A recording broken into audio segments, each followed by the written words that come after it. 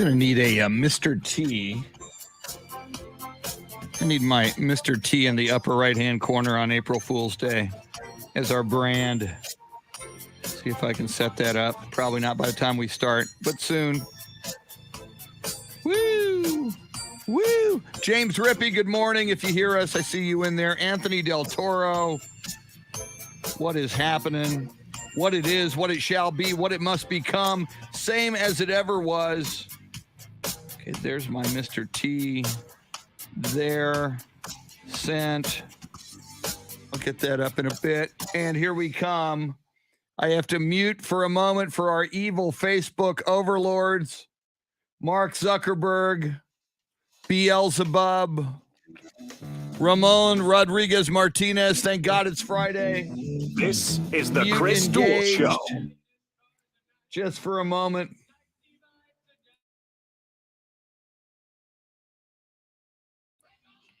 John Williams, good morning.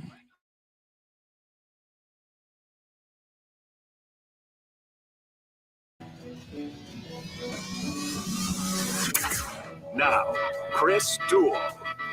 Good morning. What a Friday it is. A new month, a new day, a new weekend, and it's April Fool's Day. Be very aware. Some people might try to prank you, especially in the era of social media where it's almost always April Fool's Day and there's shenanigans going on. We got so much to talk about all morning long. Welcome in. It's the Chris Duel Show with Shannon, Salty, Sweeney, the hardest working man in radio, Jeremy KOLOK, making the show go. Shannon, April Fool's Day, are you feeling it? Are you wary? Are you concerned? Does it matter? Do you care? Your thoughts.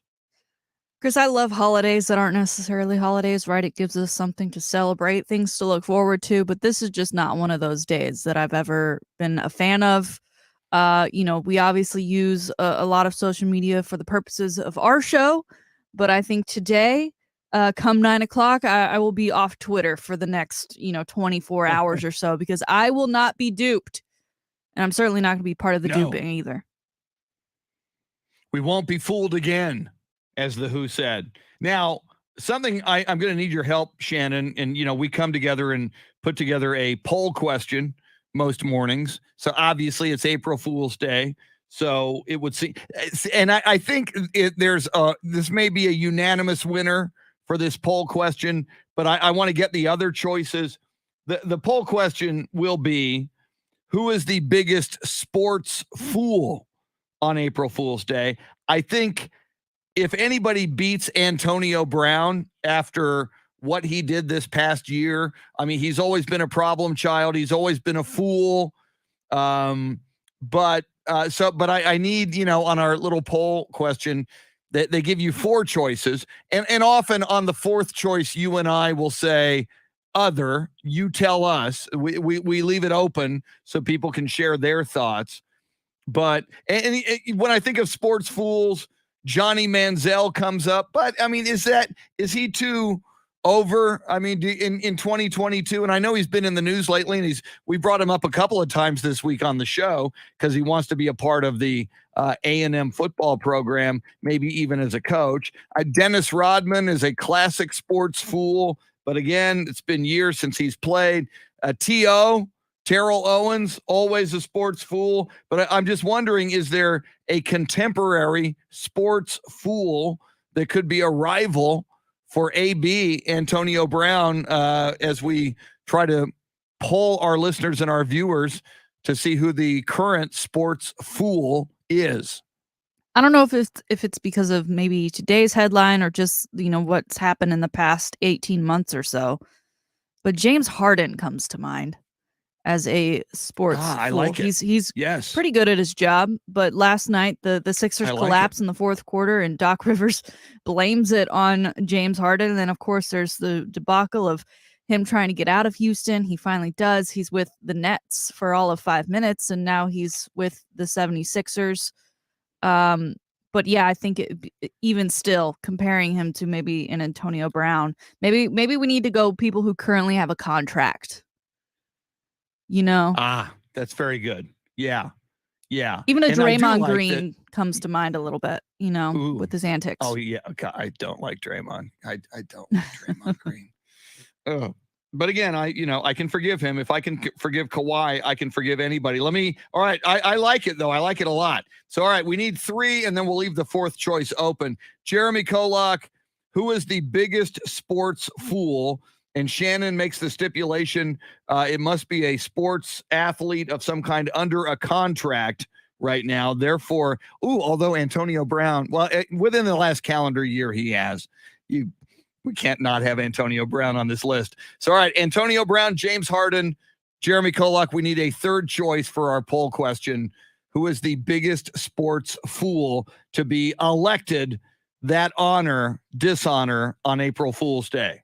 Well, I wanted to go kind of in a different direction than, your Antonio Brown, your James Hardens. I wanted to go strictly financial, someone that I think was a fool financially in sports. And I'm going to go with Dennis Schroeder because Wow. in the past offseason, he was obviously with the Lakers last year. And he turned down a 4-year contract extension worth up to $84 million that was offered by the Lakers, and now he's with Boston, so he has a team. He's under contract. He ended up signing a 1-year deal with the Celtics worth just under $6 million. My goodness, do you want an $84 million contract or do you want a $6 million contract? Yikes. Okay, and somebody who I've heard, and he's not a fool. I'm just you bring up money and players betting on themselves and sometimes getting it wrong. Lamar Jackson apparently does not have an agent and is being his own agent. And apparently, the Baltimore Ravens and Lamar are, at odds, and he hasn't signed a new contract. He's still under his rookie contract. And the word is, if he had an agent, he'd probably have a big contract by now, but he continues to, kind of like Dennis Schroeder, who did it and failed, kind of bet on himself. And there are some people out there who believe he is going to wind up losing a lot of money that he actually could have had. So, and anyway, when you bring up Dennis Schroeder. So, all right, that's it. So at the next break, we will make our poll question. Who is the biggest sports fool? Antonio Brown, James Harden, or Dennis Schroeder? And we'll have a 4th choice, which you can fill in the blank. If you got another one, and then you tell us, which is a beautiful thing. Now, Shannon, I am a Spurs fan, as you know, as is Jeremy. I am wearing my Spurs sunglasses this morning because the future is so bright. I got to wear shades. Last night, the Los Angeles Lakers do the Spurs a favor. They lose again, as we expected, pretty much. They were in Utah against the Jazz. There was no LeBron James. He left this road trip, went back to LA. No Anthony Davis once again. Jazz 122, Lakers 109. So for the second time this week, the San Antonio Spurs are in the number 10 slot in the Western Conference with 6 games to play. That's where you want to be, at least at the end of the season, to have a play-in opportunity. The Spurs, of these final 6 games, their next 2 are against the Portland Trail Blazers, a team that is decimated and kind of looks like a G League team you would expect. I mean, the Spurs barely beat Houston the other night, so I don't want to get cocky here, Shannon, but you would expect the Spurs to at least win the next 2 games. However, and we got a lot of Spurs news we'll get to this morning, but I'm feeling pretty good with 2 games coming up against Portland tonight and Sunday night, and the Spurs beginning these final 6 games in that. Now, they've got the same record as the Lakers, but they own the tiebreaker. But as we speak, they're in that 10 slot with the tiebreaker advantage over the Lakers. Oh, how the mighty have fallen, Chris. I mean, back in the day, it was all about, the Lakers and the Spurs going at it in the playoffs. and who would be the winner Playoffs. of the championship. And now here we are scraping and fighting and clawing for the 10th seed for a play-in game. I gotta say, as an outsider looking in with my team having clinched a playoff spot, I kind of enjoy it a little bit. Just a little bit. And I think I had the schedule in front of me yesterday. I think the Spurs close against the Mavericks, which will be fun. Yes. Hopefully it'll be a moot point at that, on April 10th. That's the final day of the regular season. So, hopefully, that'll be cool. But it's a good thing. It's a good thing the Mavs are still making the playoffs because they're going to need a few more titles to catch up to the Spurs and then the Lakers, what they've done. But no, you didn't. What, talking a little Jeremy, trash to Shannon and her Mavericks here at 6:19 in the morning? They're still in the playoffs. That is a compliment. They have one of the best players in the league, and they are they do. They are a postseason team.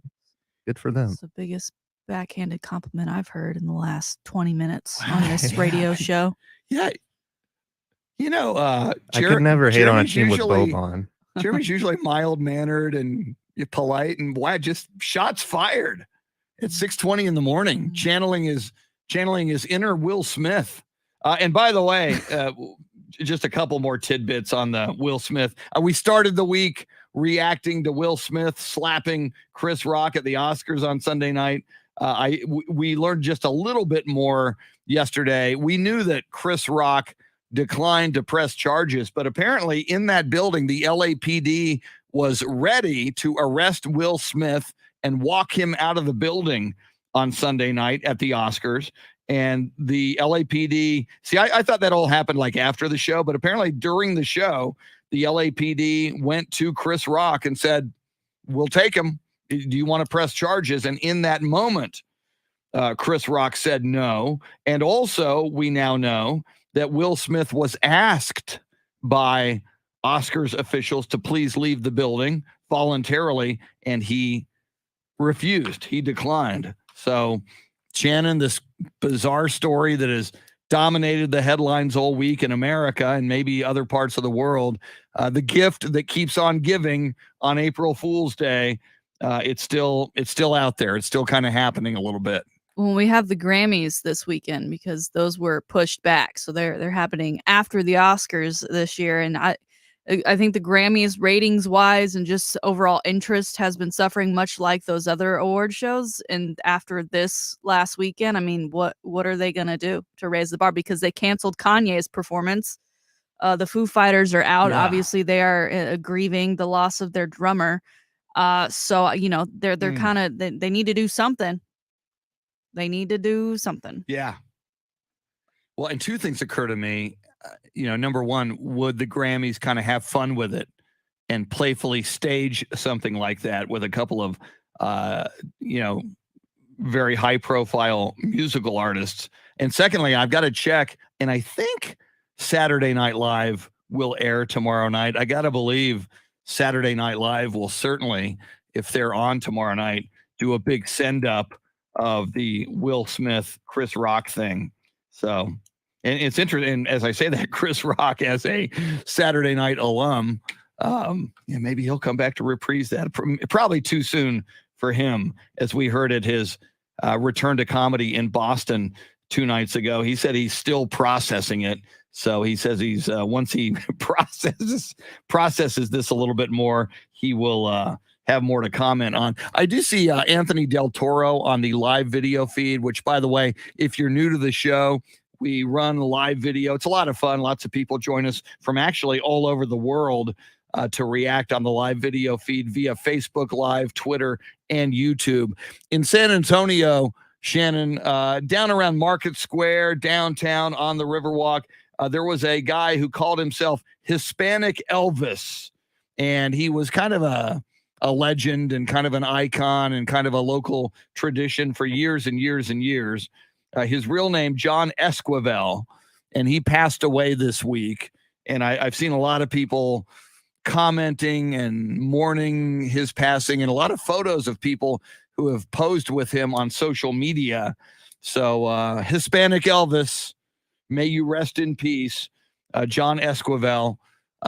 So we just, as Anthony brought that up, I saw some people bringing it up yesterday as well. on social media. So we join in on the condolences in the morning for Hispanic Elvis. Shannon, in your short time in San Antonio, did you ever cross paths with Hispanic Elvis? No, I can't say I did. I didn't really leave campus all that often. I was the only friend with a car. We found out yesterday. Didn't want to waste gas. We found out yesterday you did not make it to Fiesta in your short-lived residency. Poorly advised. In San Antonio. Yeah. Yep. Well, and it reminds me, and because I'm old, I remember there was another guy downtown there's a guy named Bongo Joe, who, like Hispanic Elvis, was just one of these characters. Bongo Joe used to just play bongos down around the Riverwalk, downtown, Market Square, and he was a character. He was extravagant and exotic and cool. And Hispanic Elvis, like Bongo Joe, was just a regular down there on the San Antonio Riverwalk. Jeremy KOLOK, any personal close encounter of the third kind with Hispanic Elvis in your lifetime? I saw him once in the wild downtown. Nice. Yeah, it's RIP to Hispanic Elvis. I know a lot of people were saying that he kind of, the peak of his year obviously was Fiesta. So just heartbreaking that we lose him right before Fiesta. Hopefully we can, maybe they'll do something for him down at Market Square this weekend. They should. And you know what? I don't know who would have the cash for this, but a statue, we always talk about there needs to be Spurs statues down around Market Square. Somebody with some money needs to build a Hispanic Elvis statue. He was a big deal down there. That would be cool. I would certainly support that. And if somebody did a GoFundMe for a Hispanic Elvis statue, I'd throw some cash in there. That'd be cool. All right, coming up, the high five play of the day, which I think is very, very cool. We did a really cool one yesterday, but this one's very, very cool. And if you don't know the name, you will know the name. But if you don't know the name of the recipient of the high five this morning, then I don't know how you're possibly listening to Sports Talk Radio this morning. A big international sports name. There's your little hint, which may be too much of a hint, but whatever. So coming up, Coach A, Paul Alexander, going to join us in the 7 o'clock hour. It is April Fool's Day. Be very afraid, everybody. Shannon Salty Sweeney, her Salty Shakedown coming up just after 7:30. Your phone calls along the way, 800-707-9760. And you want to message us instantly, go to that free iHeartRadio app and listen to us on AM 1300 The Zone or Ticket 760. There's a little microphone button down at the bottom. You press that, you leave us a message, you send it. We get it instantly. We probably play it on the air. Lots coming at you all morning long on this April Fool's Day. You're listening to the Chris Duel Show.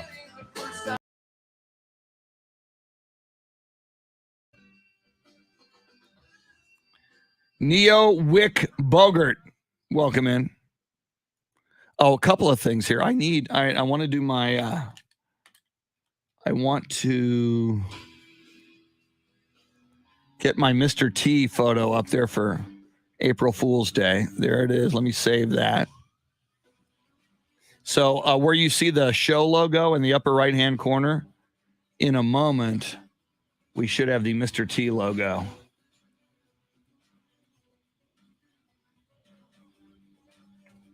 Okay, so there's that. Now I need to... Good morning, Lucinda Sullivan with the coffee emojis. I am already drinking coffee.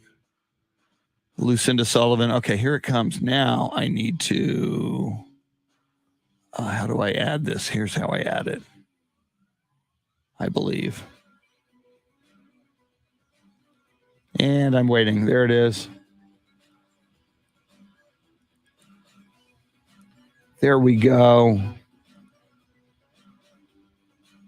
And in the upper right-hand corner, there he is, Mr. T. It's April Fool's. Now, I need to do the poll question.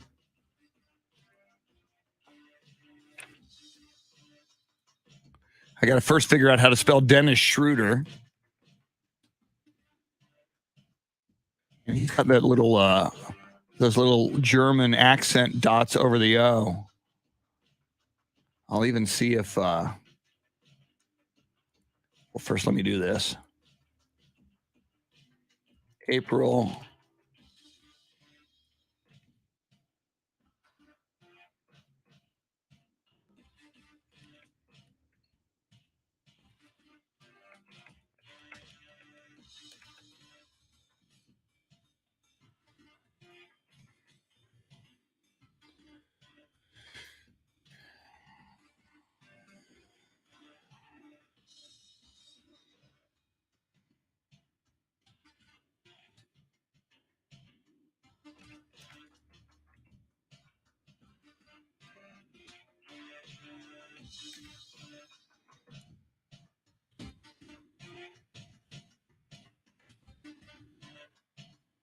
Okay, so there's that. Now, let's see. We got Antonio Brown, James Harden, and Dennis Schroeder. So alphabetical order. Antonio Brown first. James Harden second. Now, see if I can see if I can copy Dennis Schroeder's name. See if that little accent over his last name comes out on the poll. It does. That's wild.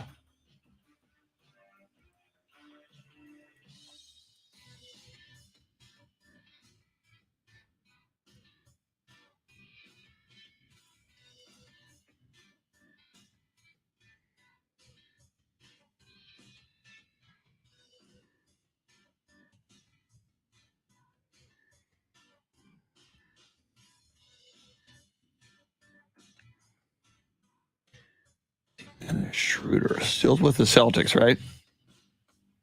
Let me check. Dennis Schroeder. He's with the Rockets right now. He's currently with the Houston Rockets, according to that. Since February, in a trade.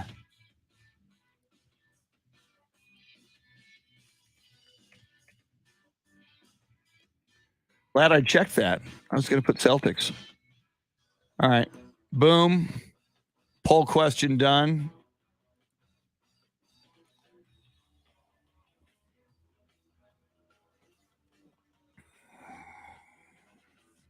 Carl Fisher, welcome in. Kyrie Irving. How did we not put Kyrie Irving on that list? Or Cole Beasley? We each got a nomination. That's the way it goes.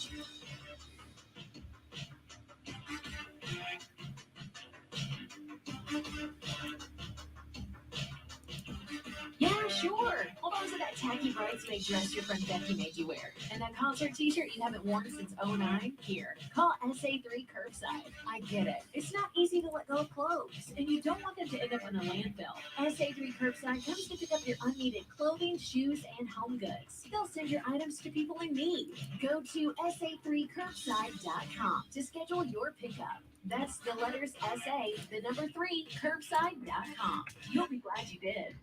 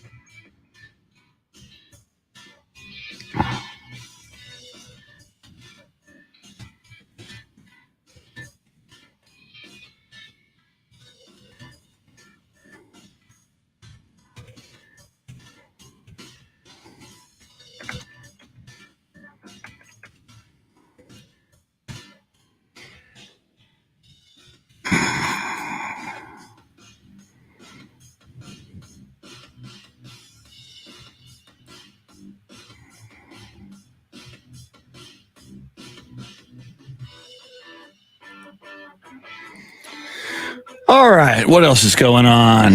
James Rippey. Yeah, we got to add, at least by name, Kyrie Irving. How did we not think of Kyrie Irving? Cole Beasley.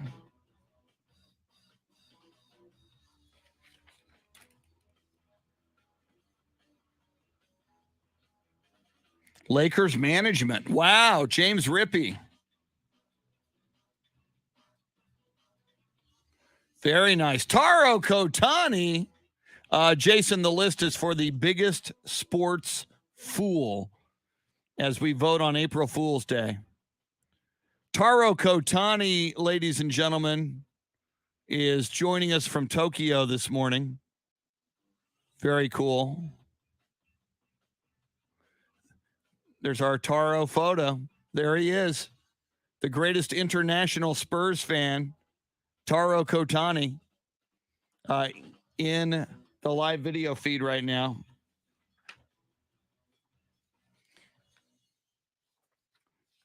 And Taro keeps posting photos from his trip, man. His trip keeps getting better. It's amazing.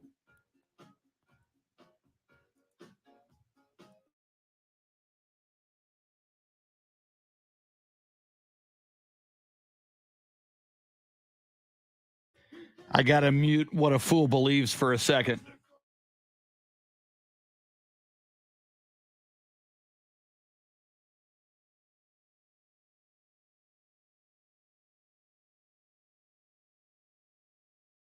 Song What a Fool Believes on this April Fool's Day 2022. Happy April Fool's Day to you. It is the Chris Duel Show with Shannon, Salty, Sweeney, the hardest working man in radio, Jeremy KOLOK, makes the entire broadcast go. Coming up just after the top of the hour, especially on April Fool's Day. Want to hear from Coach A, Paul Alexander, because Paul calls out fools. He calls out foolishness. His whole His whole website, radicallyrational.com, is to go after the crazies. And Shannon, before we go to our high five play of the day, we have now posted our poll question. You, Jeremy, and I each nominated someone for the biggest sports fool whom we are voting for. So up there on the poll are Antonio Brown, James Harden, and Dennis Schroeder. But we got a few people during the break. James Rippey nominated Kyrie Irving.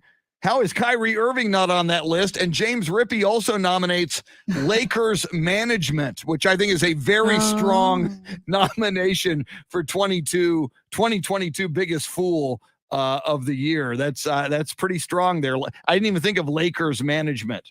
Yeah, one of these days, Twitter will allow us to put more than 4 options out there. But for now, that's all we get, unfortunately. But that's why we have the other section. 4. Option 4. Woo. Yeah. Other, you tell us. Yes.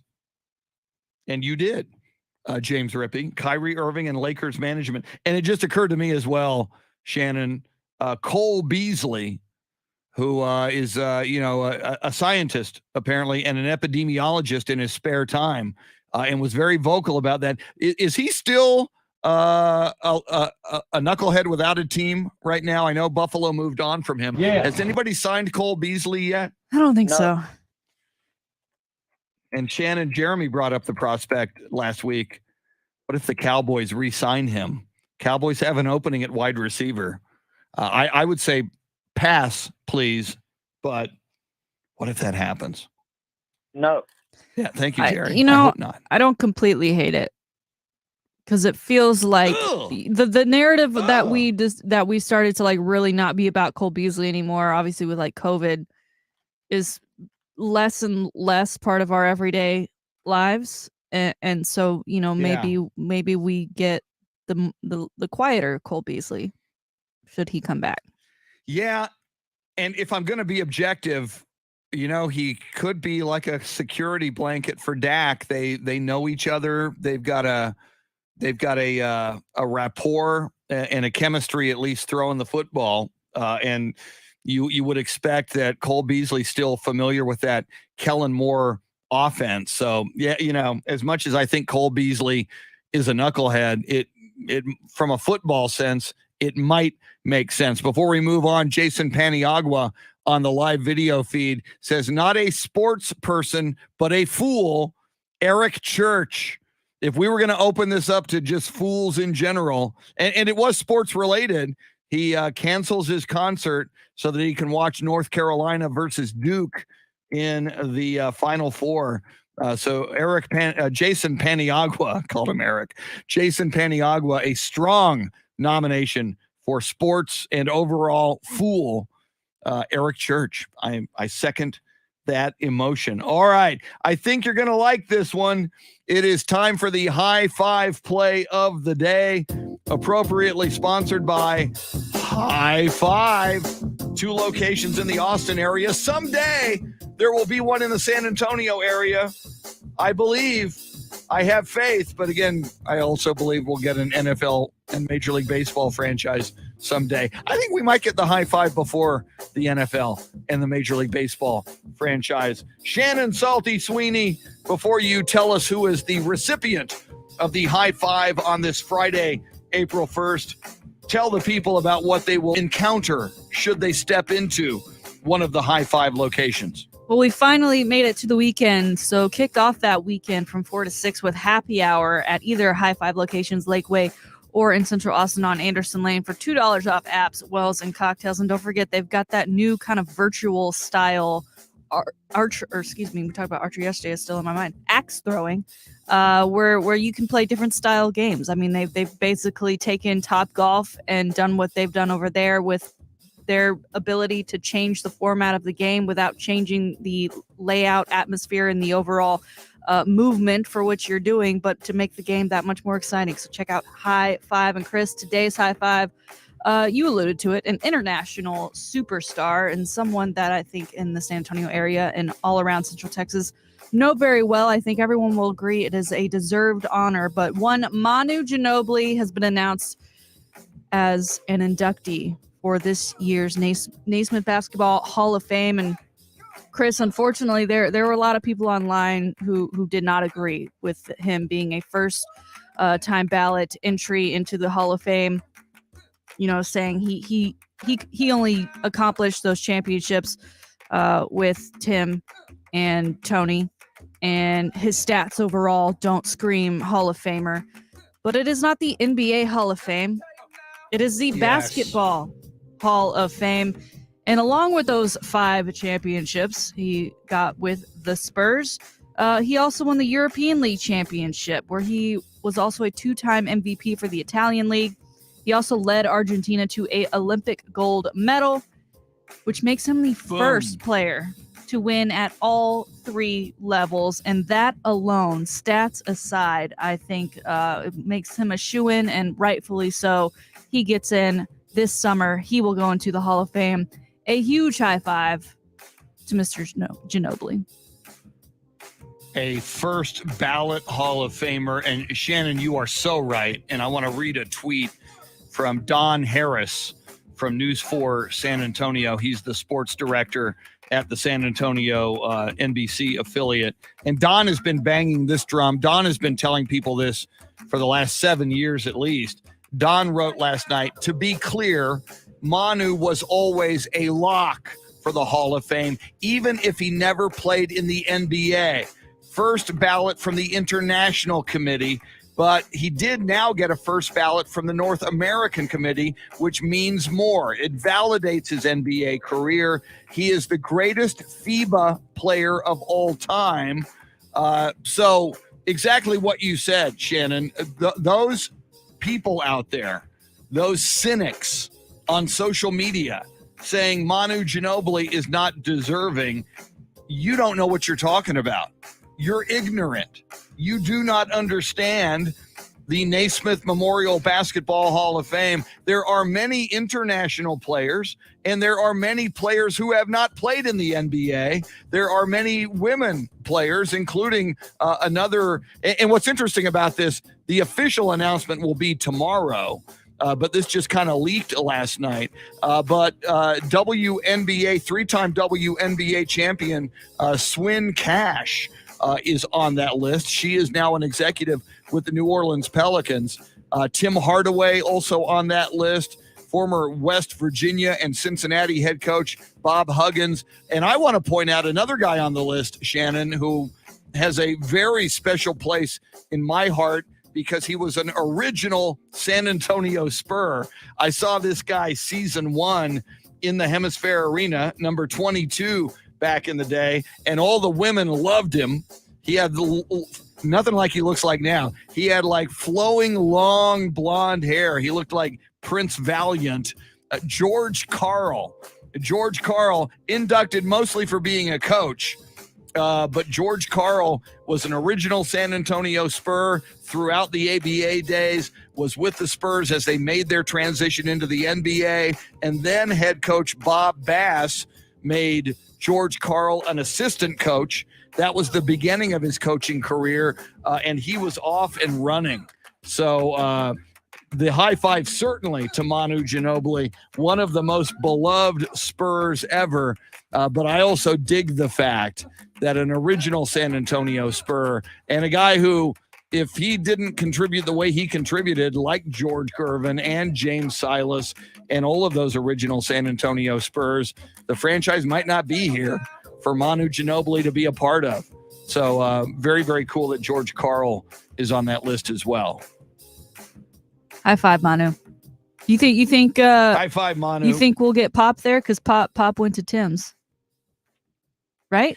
Or was that? Oh, I would think so. I would think Pop would be there. Game, but I feel like that's a big. I that'll be a think big Pop moment.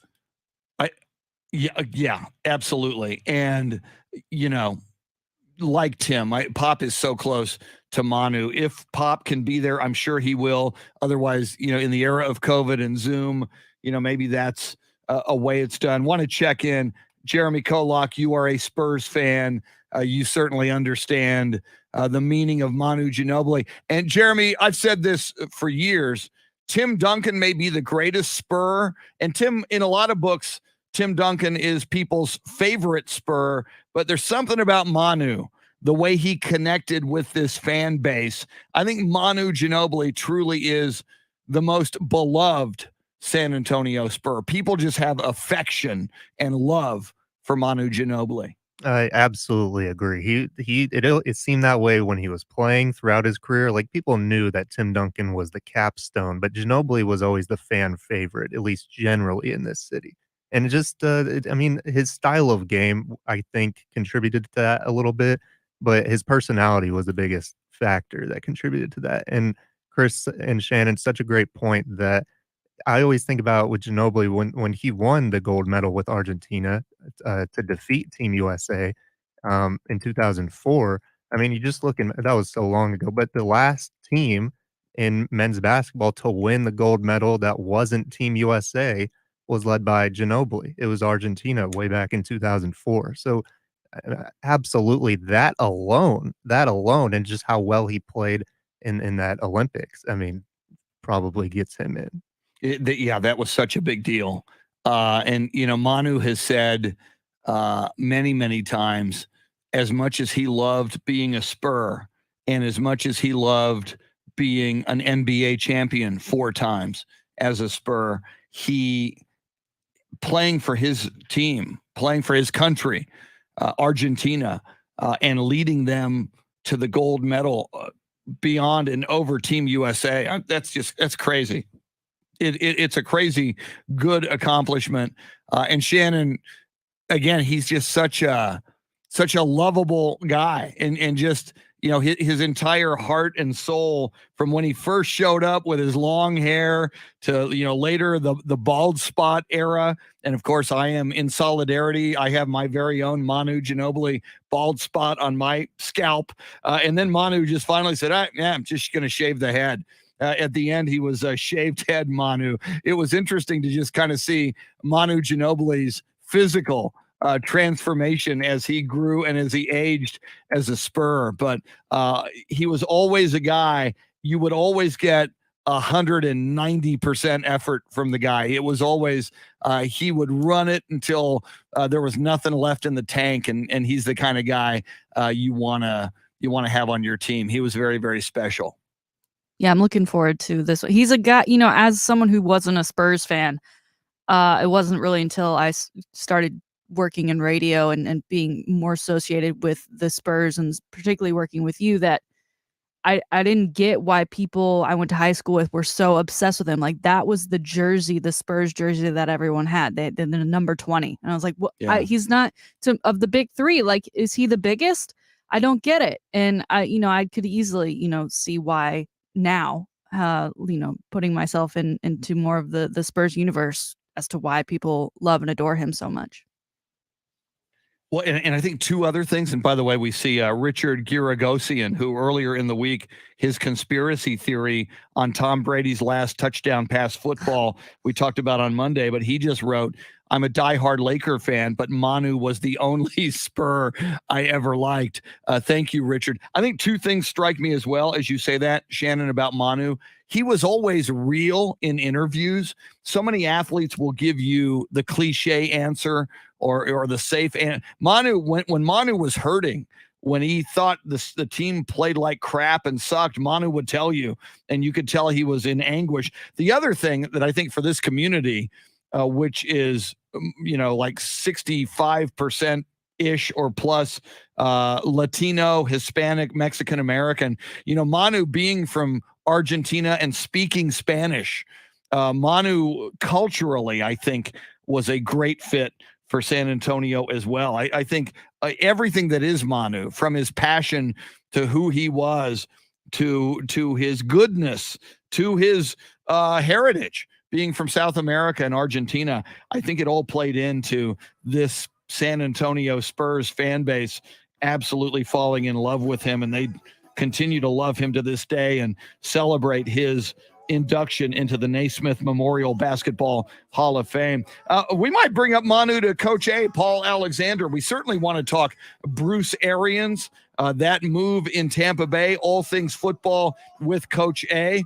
Might even get the coach's take on the Will Smith slap heard around the world from the Oscars, which is still making some noise out there. Fasten your seatbelts. Always a fascinating conversation on an April Fool's Day this time with Coach A. Paul Alexander, Shannon's Salty Shakedown, and more coming up in the 7 o'clock hour as well. Thanks for hanging out with us on this April Fool's Friday. You're listening to The Chris Duel Show.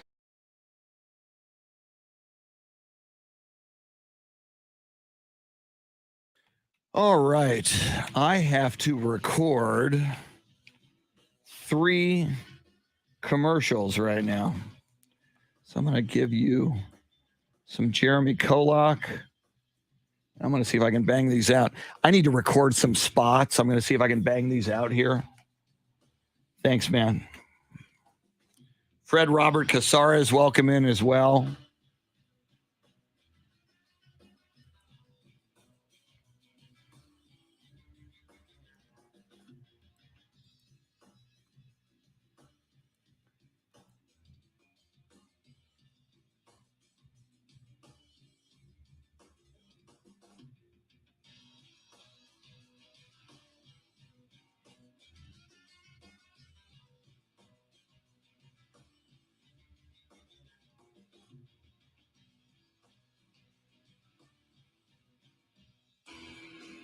All right, let me see if I can bang this out real quick.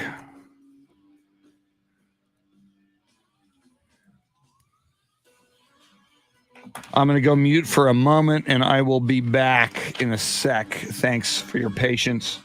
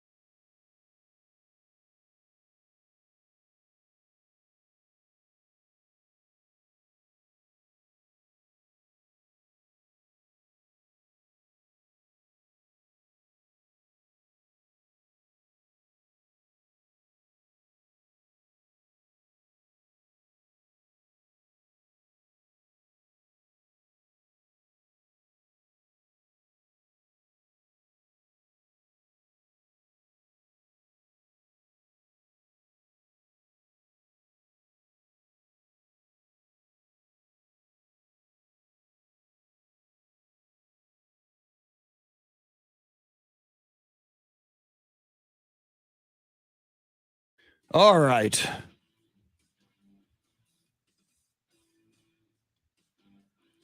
Beth Settle, good morning. Welcome in. Let's see here.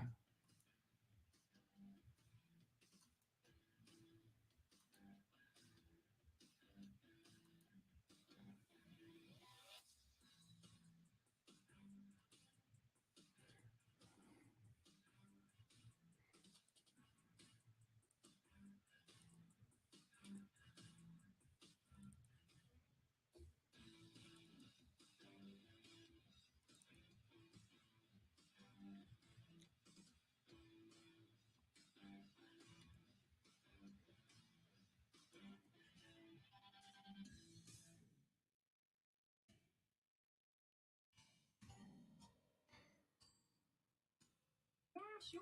Hold on to that tacky bridesmaid dress your friend Becky made you wear. And that concert t-shirt you haven't worn since '09. Here. SA3. It's not easy to let go of clothes. And you don't want them to end up in a landfill. SA3 Curbside comes to pick up your unneeded clothing, shoes, and home goods. They'll send your items to people in need. Go to sa3curbside.com to schedule your pickup. That's the letters SA, the number 3, curbside.com. You'll be glad you did. Bigger vinyl, man. My budget doesn't. Call in time or collect it. Don't give it up. State Farm has options to get you a surprisingly great rate. Rock on. Like a good neighbor. State Farm. Clint Proctor, welcome in. Today. Paul Alexander going to join us here in a sec.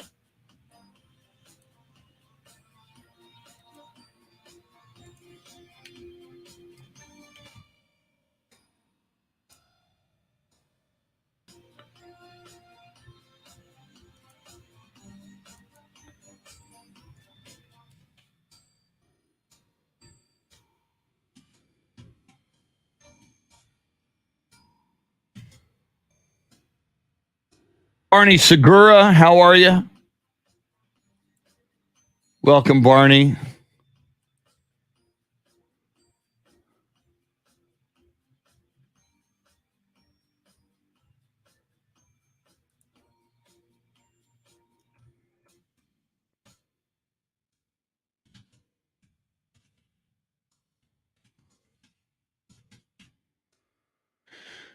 Okay.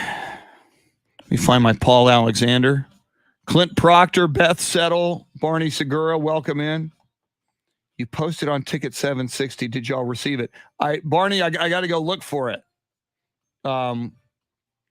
Those posts don't automatically show up, on our inbox unless we go look, but I appreciate it. Where's my Paul Alexander photo? He's here somewhere.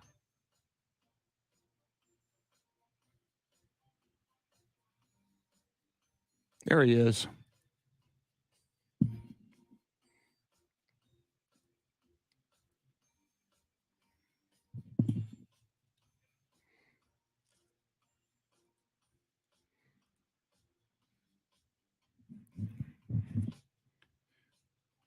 See. I like to also look at Paul's. Thank you, sir. I like to look at Paul's Facebook page to see if he's sounding off on something that we need to talk about. So here we go. Let's check that.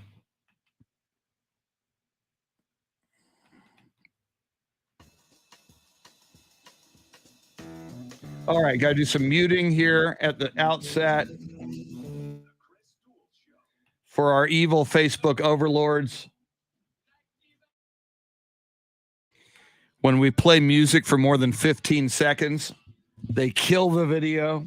If that ever happens, we do come back as soon as we can. And we're always on YouTube. You can find us on YouTube. Now, Chris Duel. I pity the fool on April Fool's Day, to quote Mr. T. Some people quote Aristotle. Some people quote Socrates, Ralph Waldo Emerson. I like to quote Mr. T whenever possible. Welcome in. It is the Chris Duel Show. with Shannon, Salty, Sweeney on April Fool's Day 2022. It is a Friday.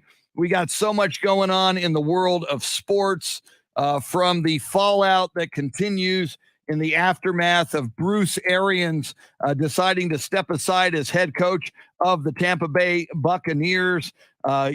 Still some headlines from that crazy Oscars slap heard around the world, delivered by Will Smith to Chris Rock. And of course, the Final Four this weekend, MANU in the Hall of Fame, and more.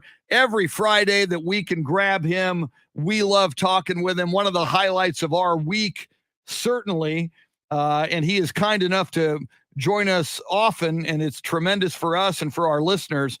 He has a great website that I cannot recommend highly enough, radicallyrational.com. Coach A, Paul Alexander, welcome in on April Fool's Day. And to you, Chris and Shannon and Jeremy. Always look forward to Friday. And, there's some folks out there that need cooling, and I'm not April fooling. So it's good to be with you. And Paul, I said this earlier in the show, with your website, Radically Rational, part of what you do is you call out the fools. You call out the crazies. You are kind of the anti-fool. You are the antidote for foolishness. At least people who take their foolishness seriously. I just don't understand how crazy came to be cool, and how we started to celebrate crazy. And the crazier you are, the more you get celebrated. And it seems that we're still kind of in that nosedive right now. So to the extent that we can counterpunch a little bit and have a little bit of fun too, that's kind of what I live for right now. Crazy. They're the inventors. They're the originators. They're keeping people on their toes, Paul. I don't. What do you mean crazy? One thing crazy in the NFL this week, at least. We're not surrounded by any kind of crazy at all. Oh, never. No, completely totally normal. Sane, no doubt. Everything's to the T around here. Something crazy, at least by the way of surprise in the NFL this week, was Bruce Arians now saying he was stepping away from the head coaching position of the Tampa Bay Buccaneers just a few short weeks after Tom Brady announced that he was unretiring. They then hire up Todd Bowles, formerly the defensive coordinator, and now the head coach. There's lots of conspiracies flying around out there as to why this took place. Did Brady have anything to do with it? Why they waited for the start of the calendar year? What are your thoughts on the situation and how this team might look next season now that things have been shaken up so much? There's this theory that the simplest explanation is almost always the accurate one. And this is one of those times when I would encourage people not to overthink this. I think it is exactly what Arians said it was, for this reason. He's been planning this succession to Bowles for some time. But when Brady retired, Bruce Arians is a very proud man, and he has a lot of integrity. He's got an unusual vocabulary, but he has a lot of integrity. And when Brady stepped down and retired, Bruce did not want to step away from coaching and look like he was some kind of carpetbagger front runner. Like, I'm coaching this team as long as the greatest of all time is the quarterback, but if he's out of here, I'm out of here. But then when Brady came back, that gave him the natural opening and a really good time to pass the torch that he wanted to anyway. I was relieved to hear at least Bruce say that this had nothing to do with his health, because, he's fought cancer 3 times. So I think one of these things, this is one of those times when this is exactly what he says it was. And I think the language that he used at his news conference yesterday indicated that. And what's happened here is the Bucs are in very good shape. Todd Bowles is a very good coach. He had a rough time coaching the Jets, but anybody would have a rough time coaching the Jets. And I was impressed with his remarks as well. He said, you know what? I learned a lot last time as a head coach, and I made some mistakes, and I learned from that. So really, I think that shows stability in the Bucs organization, and I think I would still put them as the favorite to win the NFC next year. Coach A, Paul Alexander with us. And Coach, I had heard reports Now you've got Todd Bowles as the head coach, former defensive coordinator with the Bucs. Byron Leftwich stays in place as offensive coordinator. And I had heard reports that, sometimes Byron Leftwich and Tom Brady would collaborate over the last 2 years and have a game plan. And Bruce Arians would come in and say, no, not going to do this, not going to do this, not going to do this. Moving forward now with Todd Bowles as the head coach, and I'm assuming he's going to leave the offense to Byron Leftwich and Tom Brady. Do you think this is a better team moving forward without Bruce Arians, or is it a worse team moving forward without Bruce Arians? I would never say that a team is better without Bruce Arians. He's one of my absolute favorite coaches in the NFL. On the other hand, if this gives Brady a little bit more feeling of flexibility and adaptability here in developing those game plans, that's probably a good thing. I believe both Arians and Brady, when they say they actually have a good relationship, there are unique things about both of those individuals. Many times Arians is characterized as a player's coach, and I think he is in most respects. He cares deeply. At various times he's done wondrous things with quarterbacks, but Bruce is very blunt. And that bluntness should not be misinterpreted as being, overtly prickly or anything like that. But Bruce is one of those guys that can tell you that he loves you and he means it. And 5 seconds later at practice, he can tell you that you suck right now. And at the moment you do. And the thing is, Brady's kind of like that too. So it was inevitable with both those guys at their respective stages in their careers that, there's going to be a little friction every day. But that's just the relationship between head coach and star quarterback, and that's going to happen. But I do think that the foundation of that relationship was really a good one and was never in question. And I look at some of the verbiage that Brady tweeted in paying tribute to Arians, and he really went overboard in a good way with the words he used, to the point where I was convinced that it was totally heartfelt. So I don't think there's any problem there at all. Well, you mentioned the ways of Bruce Arians, and during his speech yesterday, he talked about how people, why would you walk away from this right now? The chance to win another Super Bowl and make the case for the Hall of Fame. And then he said he doesn't give a bleep about the Hall of Fame. But in your mind, given his career, do you see him potentially one day earning a gold jacket? Yeah, potentially. I do.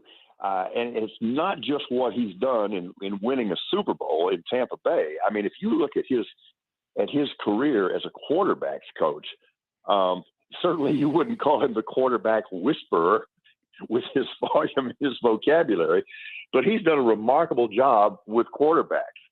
And actually, I thought he did a very good job as the head coach of the Arizona Cardinals as well. So I wouldn't rule it out, but I also completely believe him, Shannon, when he says that he really doesn't give a flip about that. I really think that is the case.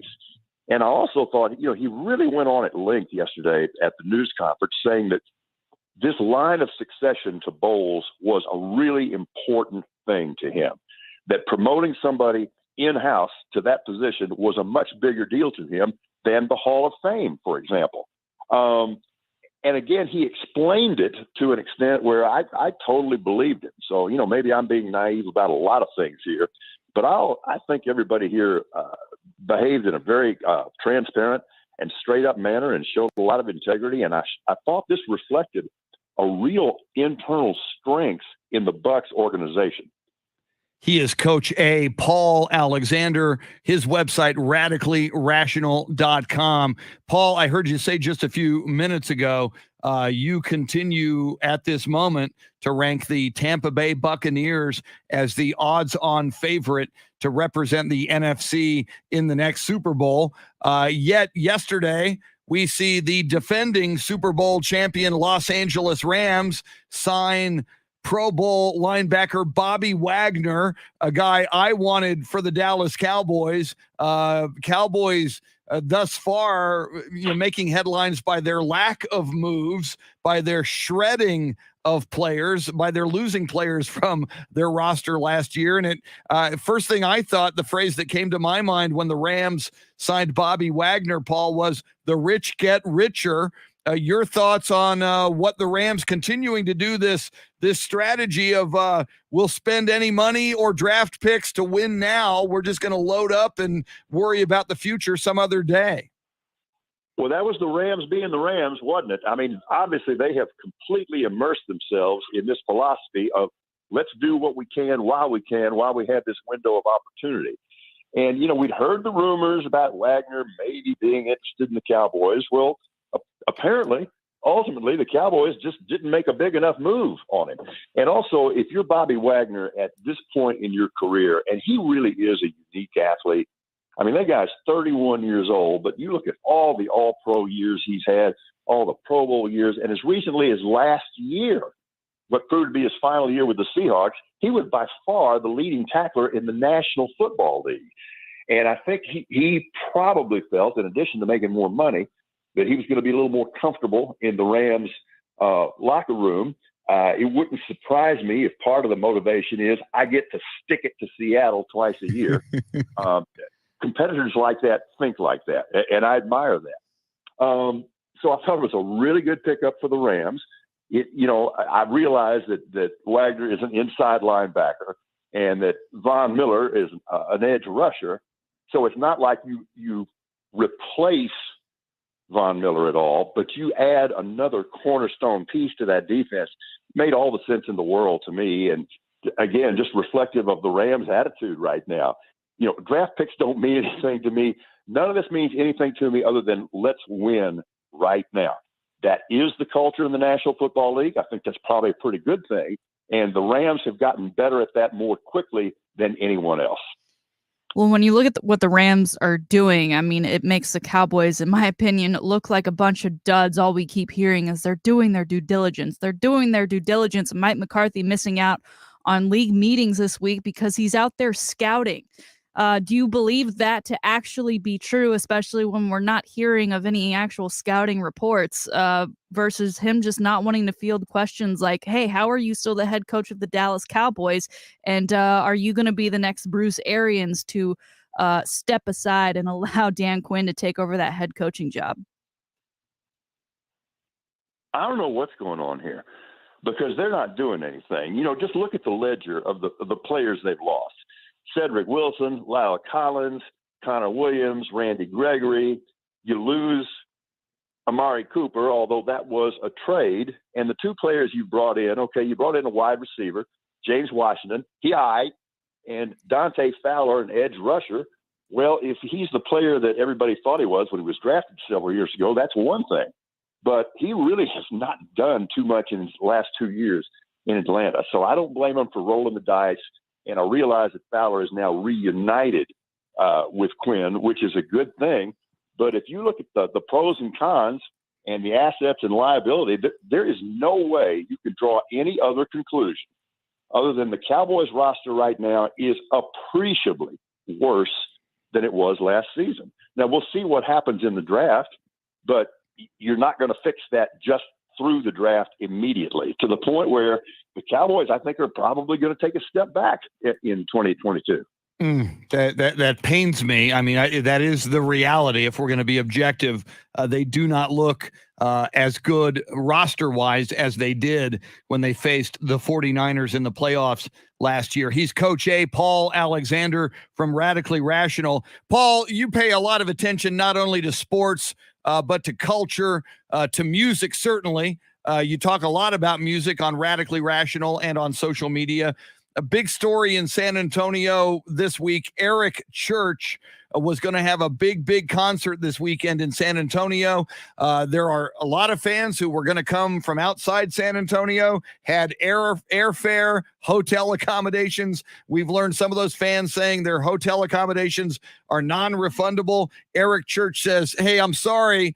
I'm a North Carolina Tar Heel fan. I'm going to cancel my concert so I can watch North Carolina Duke. Now, we're sports fans.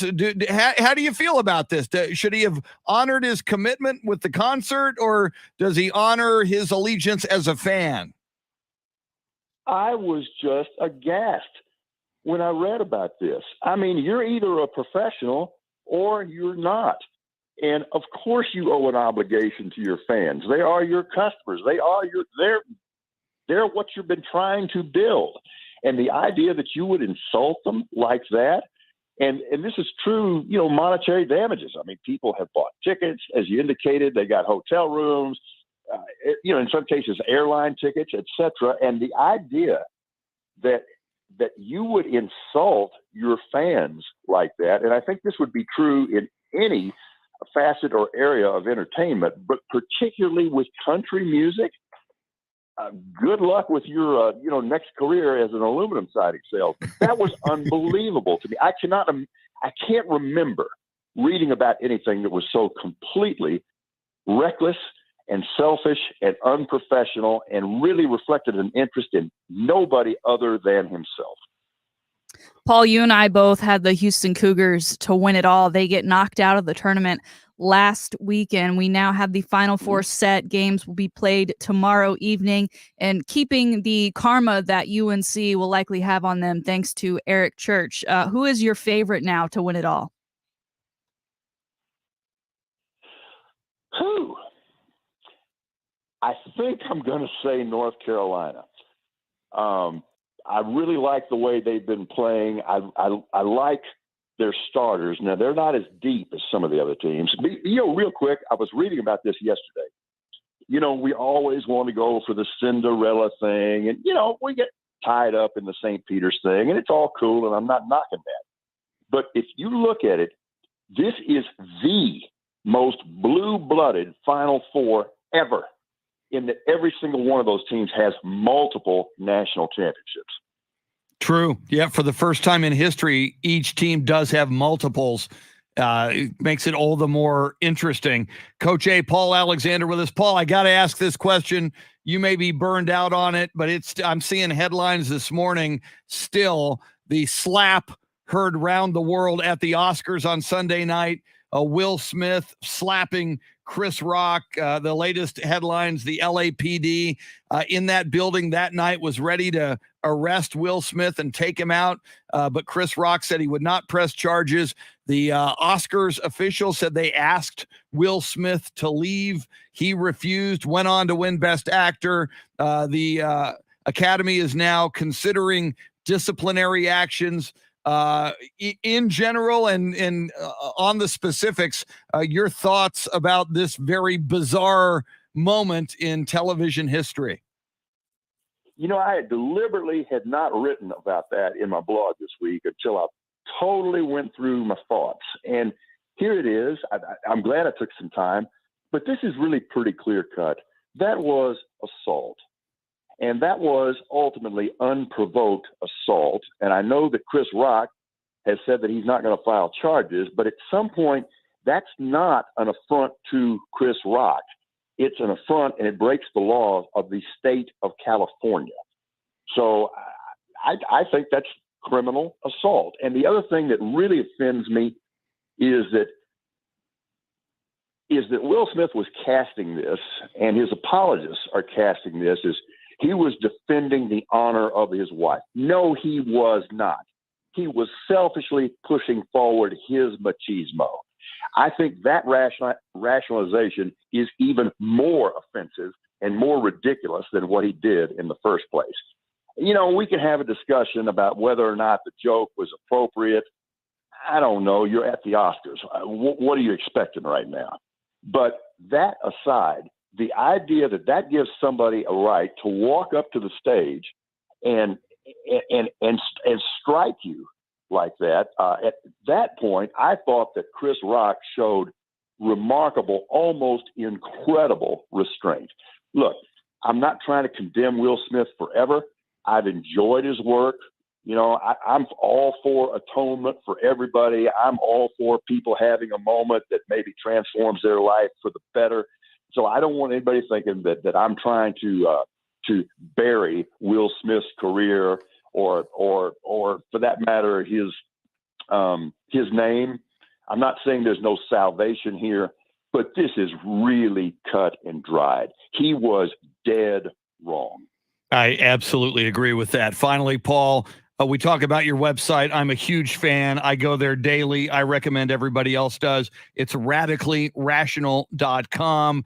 There's sports, there's entertainment, there's culture, there's politics, there's a podcast. If people haven't been there, why should they go to radicallyrational.com? Well, hopefully because they want to have a little fun. Now, the fun that we have is cast in this philosophy of we need to bring, facts back into fashion and make simple sanity sexy again. But if this website is not entertaining, if the product is not entertaining, there's really no reason for it to be there. So I'm hoping to engage people. I love interaction with people. We very much encourage comments and response, etc. But the idea is to put a smile ultimately on people's faces while we have discussions about substantive issues. So I try like heck, and we try like heck not to take ourselves too seriously, even when the subject matter is serious. So both the sports and the news blogs are already up and running today. Got a lot of sports in there today because there's so much going on. We'll be shooting the daily video here in just a few minutes. We recorded 2 brand new podcasts yesterday. So I'm very appreciative for the opportunity and really appreciative to the people who have supported radicallyrational.com. And if you haven't seen it yet, I'd appreciate it if you go to radicallyrational.com and give it a look. Yeah, it is exceptional. It's outstanding and it's unique. Go check out radicallyrational.com. I'm a huge fan. Coach A, Paul Alexander, always outstanding, sir. Have yourself a great weekend. We'll talk again next week. Always look forward to Friday. Thank you, guys. As do we. Thank you so much, Coach A, Paul Alexander. Crowd goes wild as we roll forward. Shannon's Salty Shakedown is moments away. We've got sports history, sports birthdays, and more. And a poll question: who's the biggest fool in sports on this April Fool's Day? We are with you till 9. Thanks for hanging out with us on the Chris Duel Show. Yeah. Hey, Robert. Yeah. Last night, my wife and I watched the most recent episode of Severance on Apple TV Plus, and it is out there. It's great. Only 1 episode left in this season, and that'll be next Thursday night. So, yeah, I'm a big fan of that show. Yeah, and Jason, I know there's no indication that Eric Church has been heavily into North Carolina before this. Just a bad move. I agree. I'm going to go get some ice and I'm going to heat my coffee and I will be right back. Give you a little Jeremy KOLOK there. But yeah, there's a little, in addition to Winning Time, the dawn of the Laker dynasty on HBO and HBO Max, Severance, the TV series Severance on Apple TV Plus. Different. It's part of why I like it. It's unlike anything else. Different, weird, but very, very good. Welcome in, Wes Perkins. I'll be back in a sec.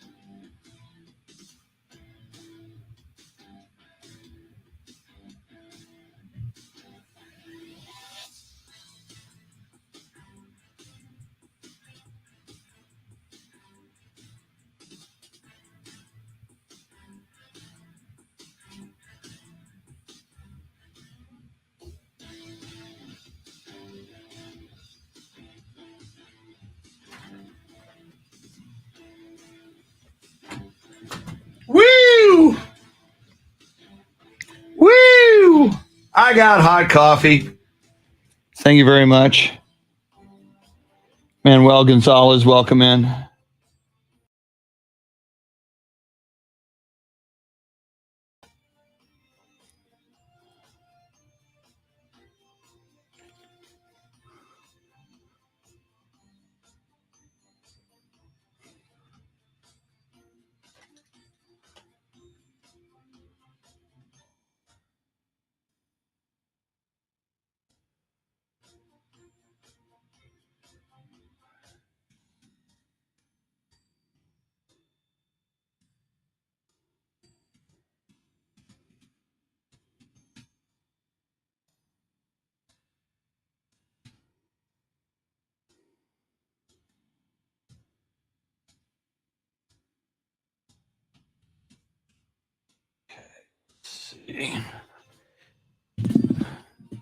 Yeah, Manuel, I'm pulling for Duke more now. I just because of Eric Church, and I would agree if you're pulling for North Carolina. Eric Church provides bad juju there. Totally agree with that. Got to see something here. Okay, I got that ready. Got my coffee. I should guzzle some coffee while I can. Let's see. How far do I go on this?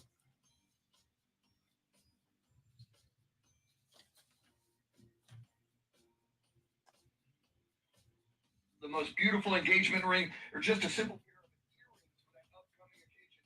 Diamonds Direct has the selection you want and the value price you deserve. You can go 10 or 15 other stores. You're not going to find the selection you'll see in one. Is jewelry shopping on your mind this spring? Let me make it easy with 2 words. Diamonds Direct. Is jewelry shopping on your mind this spring? Let me make it easy with 2 words. Diamonds Direct. Diamonds Direct is amazing. Whether you're in search for the most beautiful engagement ring or just a simple pair of earrings for an upcoming occasion, Diamonds Direct has the selection you want and the value price you deserve. You can go 10 or 15 other stores. Yep, that's where it screws up. 17 seconds in. So let's do this. Copy. File, new. Edit, paste. File, save as. Here we come.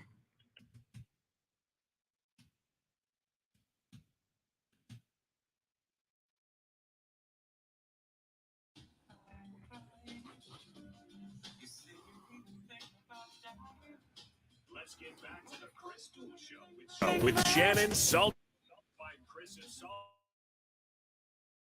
Duel, and at Shannon B. Sweeney.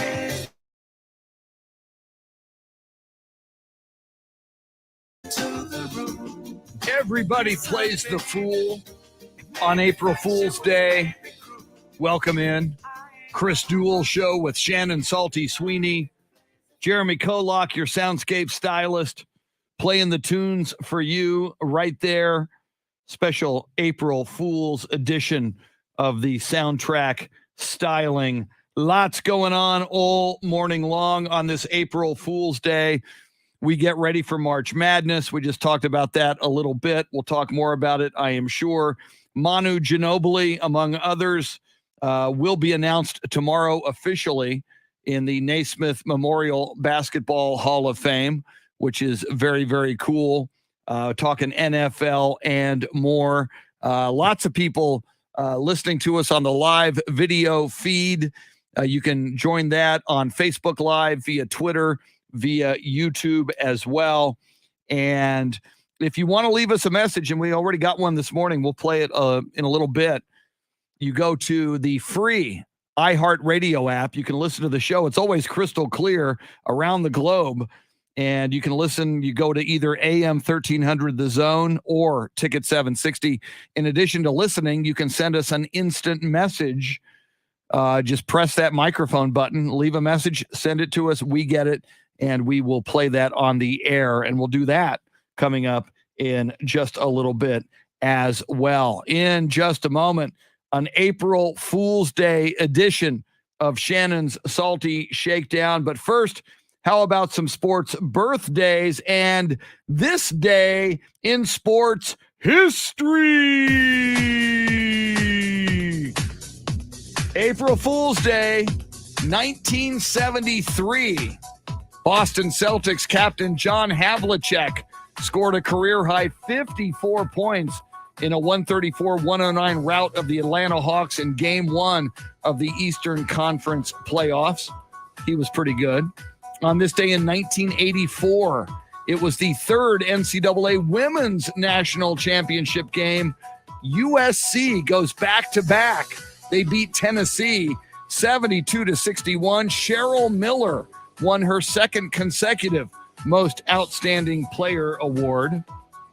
Speaking of basketball championships, on this day in 1991, it was the 53rd NCAA Men's Basketball Championship. Duke beat Kansas. That's an interesting matchup. Duke beat Kansas 72-65. It was the Blue Devils' first ever title. Power forward Christian Laettner was the most outstanding player. Wow, bookends. What if Duke plays Kansas in the national championship game and wins it? That's when Coach K, that was the matchup when Coach K won his first ever. Finally, horrible day in 1996. Veteran American League umpire John McSherry dies of a heart attack while umpiring on opening day at the Cincinnati Reds Riverfront Stadium. He was only 51 years old. That's your sports history. How about some sports birthdays? Born on this day in 1921. Check that, 1929. Born on this day in 1929. College Football Hall of Fame coach Bo Schembechler. Coach for many, many years, from 1969 to 1989 at Michigan. He then became an administrator. Bo Schembechler died in 2006. He was born in Barberton, Ohio. Born on this day in 1961, Dallas Cowboys defensive end Jim Jeffcoat. On those Super Bowl squads in 92 and 93, he would become a Cowboys coach as well, coached the defensive line from 98 to 04. Jim Jeffcoat was born in Long Branch, New Jersey. And finally, born on this day in 1965, basketball guard and coach, now broadcaster, Mark Jackson. He was the NBA Rookie of the Year in 1988 with the Knicks. He coached the Golden State Warriors and drafted Steph Curry and Klay Thompson, and then Steve Kerr took over, and you know the rest. Now a basketball analyst. Mark Jackson was born in Brooklyn, New York. Those are your sports birthdays. That's your sports history. And now, ladies and gentlemen, boys and girls, friends, Romans, countrymen, farm animals, pole assassins, and monkeys, here it is, your April Fool's Day edition of the Salty Shakedown. Well, it's officially April, which means we're going to have football to watch, like it or not. It will be the Fan League, which is 7-on-7 style football, played on a 50-yard indoor field. And we got word that Johnny Manziel was going to come out of his retirement, if you want to call it that, to play in this Fan League when one of his friends became an owner of the Zappers team. Well, it looks like Manziel already has a teammate in Terrell Owens who says that he is unretiring at the age of 48 to come and play in this Fan League. And, you know, little pitch and catch, I guess, going on there between Manziel and Terrell Owens. Now, today's poll question, Chris, happens to be about the most foolish person currently in sports. I guess you could consider them now both currently in sports with the announcement that they'd be joining the league. But can you imagine two fools together on the same roster, particularly in a league that probably isn't the most strict, well-managed, organized? I guess they're like, listen, this league isn't going to last more than a season, if a couple games. Let's just go out there and have some fun. Let's make some headlines while we're at it. Chris, can any good come of this? Johnny Manziel and Terrell Owens in the same locker room. What could possibly go wrong?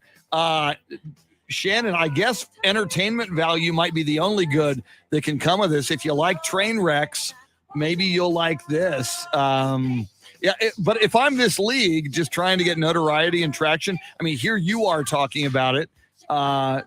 Probably a good move publicity-wise, but my goodness, that's going to be really, really weird. But I'll give it a look.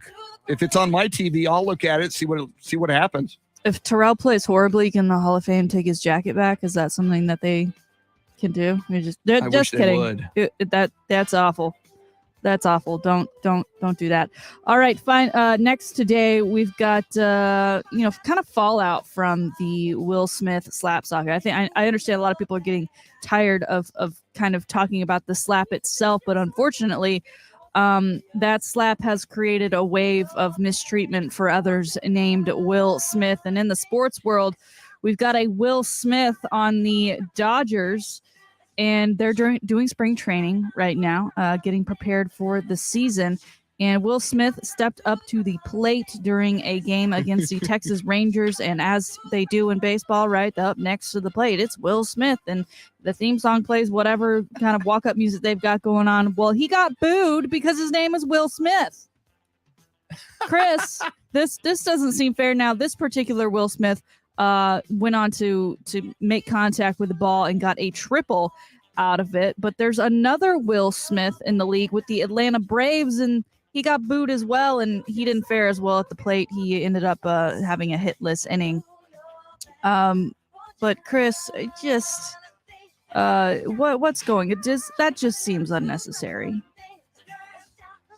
Unnecessary but funny. And maybe if the fans just start booing each Will Smith, maybe they'll boo the Astros less this year. I don't think it's going to last. I do think it's funny. That is kind of crazy though, and I didn't think about that until you brought this story up. There's got to be so many Will Smiths out there in the world, in city to city to city, in all kinds of different workplaces. Smith is such a common name, and William. There's a lot of Will Smiths out there. So, but at least in the case of the Dodgers, Will Smith sounds like he smacked the hell out of that baseball. To get the extra bases. Well, I want to correct myself. The Atlanta Braves, Will Smith. I read that wrong as I'm looking at my screen. He is a reliever, so the hitless inning was a good thing. It was a good thing. So both of these Will Smiths prevailed in spite of their God-given name. That they may be considering changing at this very moment. All right, finally today, Chris, it was kind of, for as crazy as the stories have been coming this week, it kind of feels like a slow Friday.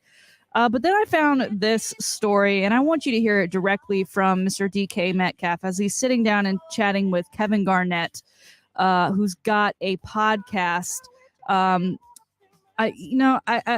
Athletes' diets, specifically when you're a guy like Tom Brady and your diet is so strange, make a lot of headlines.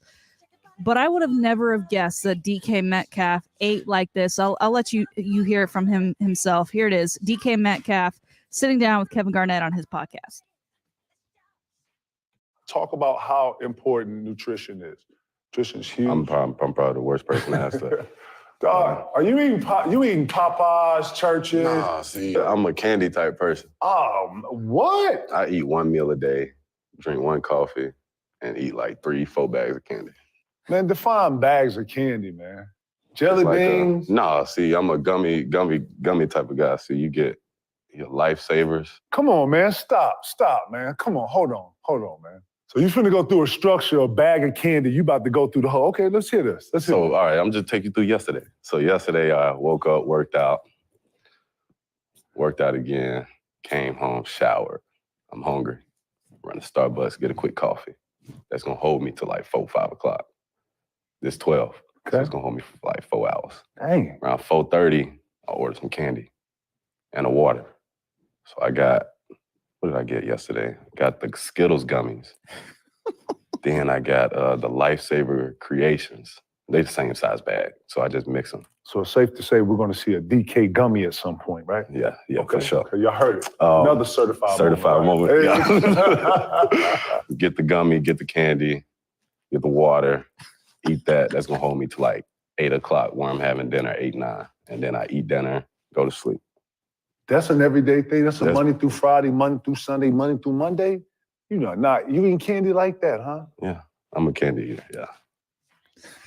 DK Metcalf on KG Certified, the podcast with Kevin Garnett. DK Metcalf, one of the standout and elite receivers in the NFL, physically fit and, one of those specimens that you don't think that's what he's putting in his body each and every day. First of all, he orders the candy, like he Uber eats the candy, buy the bags to his house apparently every day, along with a bottle of water. He doesn't put anything in his body until around noon, which is that cup of coffee. And he doesn't eat an actual meal until dinner, 8, 9 o'clock. I mean, Chris, he's doing all right as is, but could you imagine the athlete he'd be if he, ate 3 square meals a day and maybe didn't eat bags of candy? As Kevin Garnett says, Sunday through Sunday, Monday through Monday. I don't know why he was going through the days of the week like that, but to me, I wish I could eat like that and look like a DK Metcalf, but that's just not my metabolism these days. Well, and as an old guy, I look back at my life and I used to eat garbage in my 20s and get away with it and not gain weight. Sometime in 35, my metabolism just slowed down. You make a great point though. If DK Metcalf, such a great high performance athlete as he is, if he had a nutritionist and really he might be Jerry Rice. He might be the greatest. He's already one of the top elite wide receivers in the NFL. He might be remarkably more than he is right now. That was crazy audio to hear that he's eating that garbage. But again, you can eat things at 24 and maybe get away with it that you cannot at 34, 44 and beyond. So enjoy it now, DK Metcalf. It may not last if you want to last. You think that some coaches are listening to this and they're like, not anymore. He's not doing that anymore. We're putting stipulations on his contract. And the candy he named too. I'm not even familiar with like the off-brand Skittles gummies or what. Dude needs to Kevin Garnett's right. He needs his own brand. He needs a candy sponsorship. Let's get it to him now. DK Metcalf with the unbelievable diet. I wonder what he has for dinner. He didn't tell us what he had for dinner. For all we know, his dinner was chocolate chip cookies, but apparently it's considered a meal to him. So there it is, today's Salty Shakedown. Sugary and delicious, by the way. Sugary and delicious and very April Fool oriented with Johnny Manziel and Terrell Owens. But the first part, back to this DK Metcalf diet for a second, the not eating until noon. A lot of people are into, and my wife is into, intermittent fasting. Apparently, your body and your system can really repair yourself if you go, that's why, breakfast, the origins of the word is break fast. You sleep at night, you fast, and then your breakfast is when you end the fast. A lot of people now, and some people back it up by science, say that, if you can extend the time for when you're not eating via intermittent fasting, which is kind of the craze right now, that's good for you. I wake up and I'm hungry. I wake up and first of all, I'm in a fog. I need coffee. Secondly, I need food. So I don't know that I would be that good. I'm seeing Jason Paniagua saying I do the 16/8 intermittent fasting. And a lot of people will do that. They will eat in an 8-hour chunk and then they won't eat again for 16 hours. I think that's what Jason is describing. And a lot of people are seeing health benefits from that.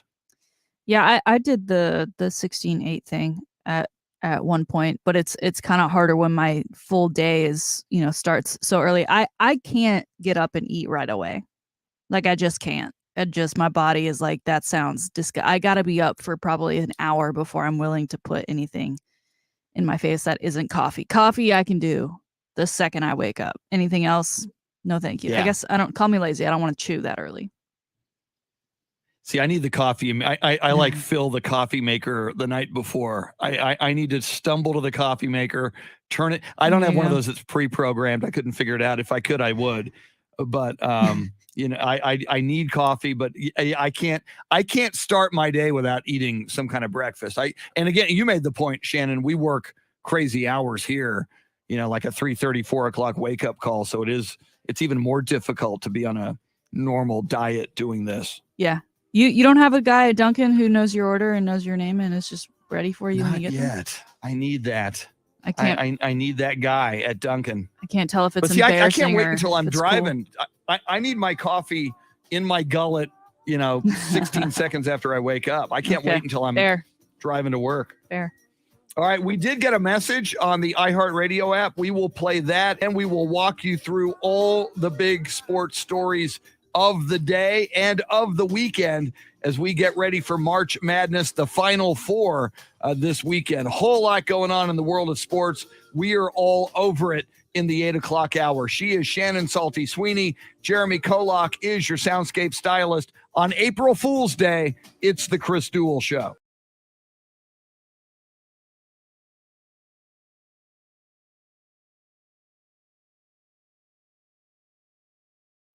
I have to continue to edit a spot here. Let me see if I can do this. So, okay, I've got that. Let me select, edit, copy, and then let me do this.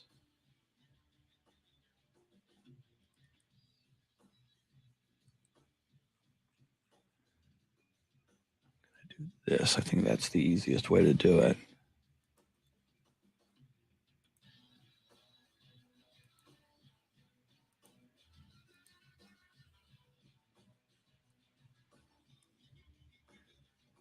Don't do that.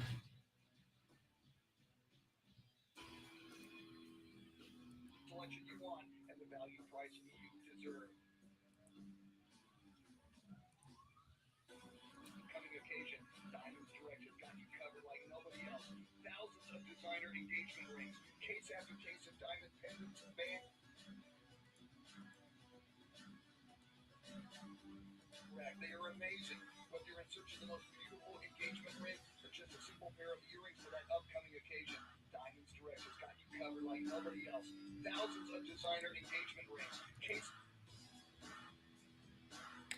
I'm editing 3 Diamonds Direct spots here. Let's see, that is 108. That's possible. See what that sounds like.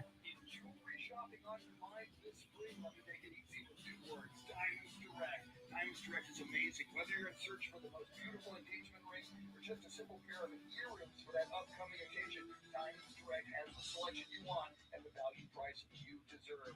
Diamonds Direct has got you covered like nobody else. Thousands of designer. Okay, I'm going to cut it there.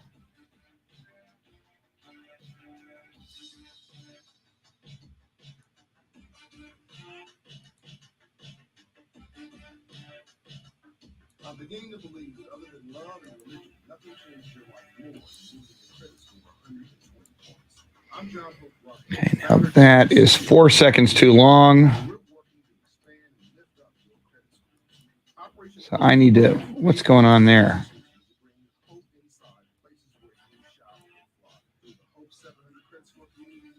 Okay.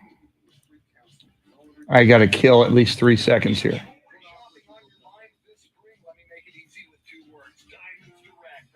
Is amazing. Whether you're in search for the most beautiful engagement ring or just a simple pair of earrings for that upcoming occasion. Something's going on here. What's that?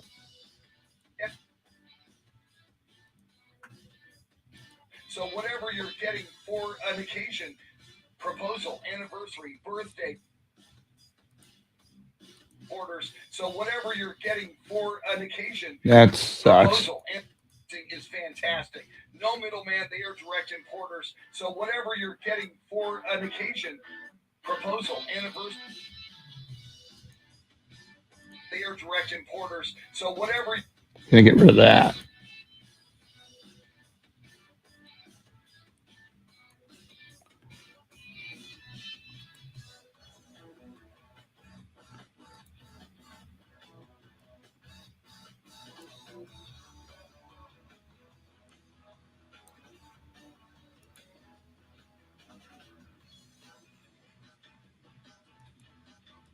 Is jewelry shopping on your mind this spring? Let me make it easy with 2 words. Diamonds Direct. Diamonds Direct is amazing. Whether you're in search for the most beautiful engagement ring or just a simple pair of earrings for that upcoming occasion, Diamonds Direct has the selection you want and the value price you deserve. Thousands of designer engagement rings, case after case of diamond pendants, bands, earrings, colored gemstone jewelry, all the latest styles. And when it comes to precious, rare diamonds, this is Diamonds Direct's specialty. Straight from the diamond cutters, you're going to see so many diamonds you're going to love, from 1 carat to 10 or 20 carat diamonds. They've got it all, and you're going to love the no pressure atmosphere, the education you get, the amazing warranties, and the value they're known for.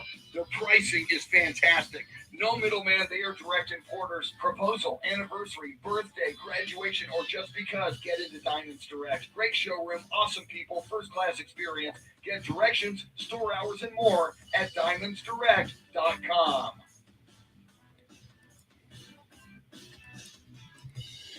All right, there's one. Now I need 2 more.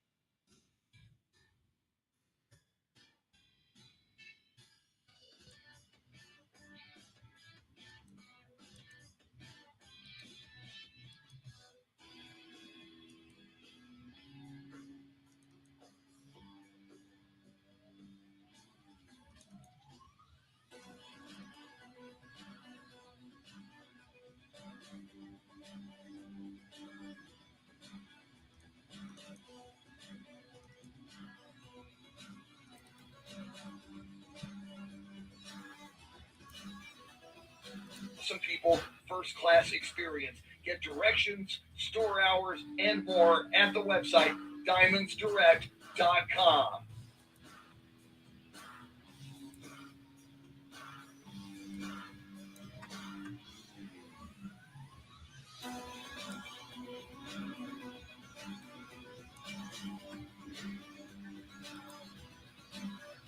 Occasion this spring. So whatever the occasion this no middleman. So whatever the education this spring. Come on. No middleman. So whatever the education this spring. So whatever.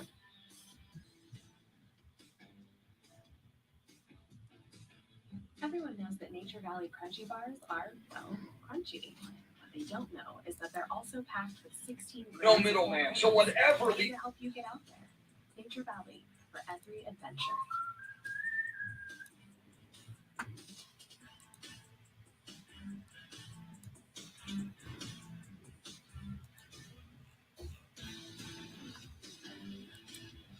Hey, Chris here. Is jewelry shopping on your mind this spring? I can make it easy in 2 words. Diamonds Direct. They are amazing. Whatever you are searching for, they've got you covered.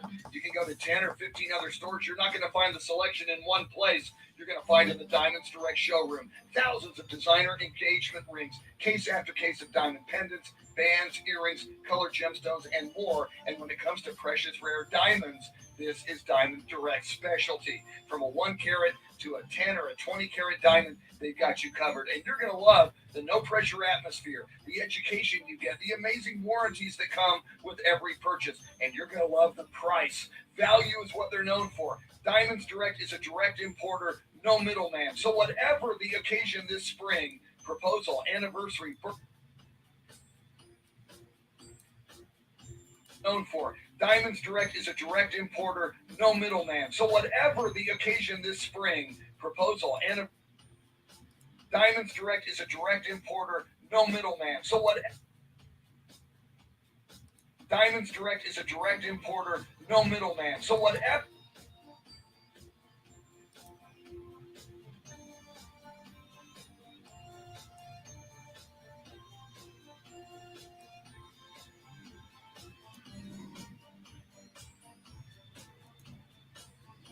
Value is what they're known for. So whatever the occasion.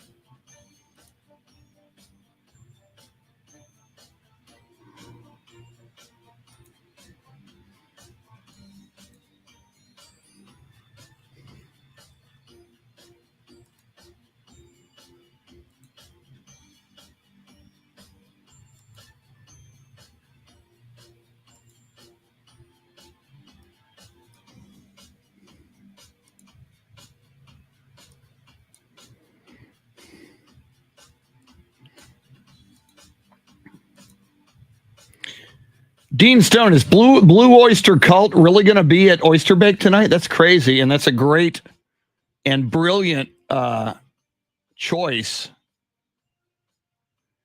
Christopher Silva says go Fiesta.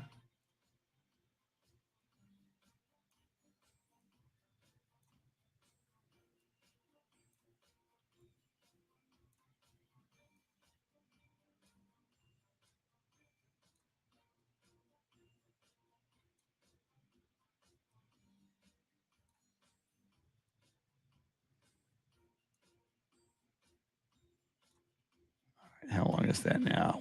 Let's see. Save that.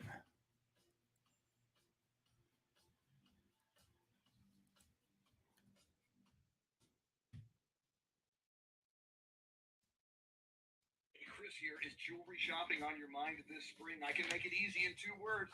Diamonds Direct. They are amazing. Whatever you were searching for. Okay, here we come. You can go to 10 or 15 other stores. Let's see. Gonna mute for a moment for our evil Facebook overlords.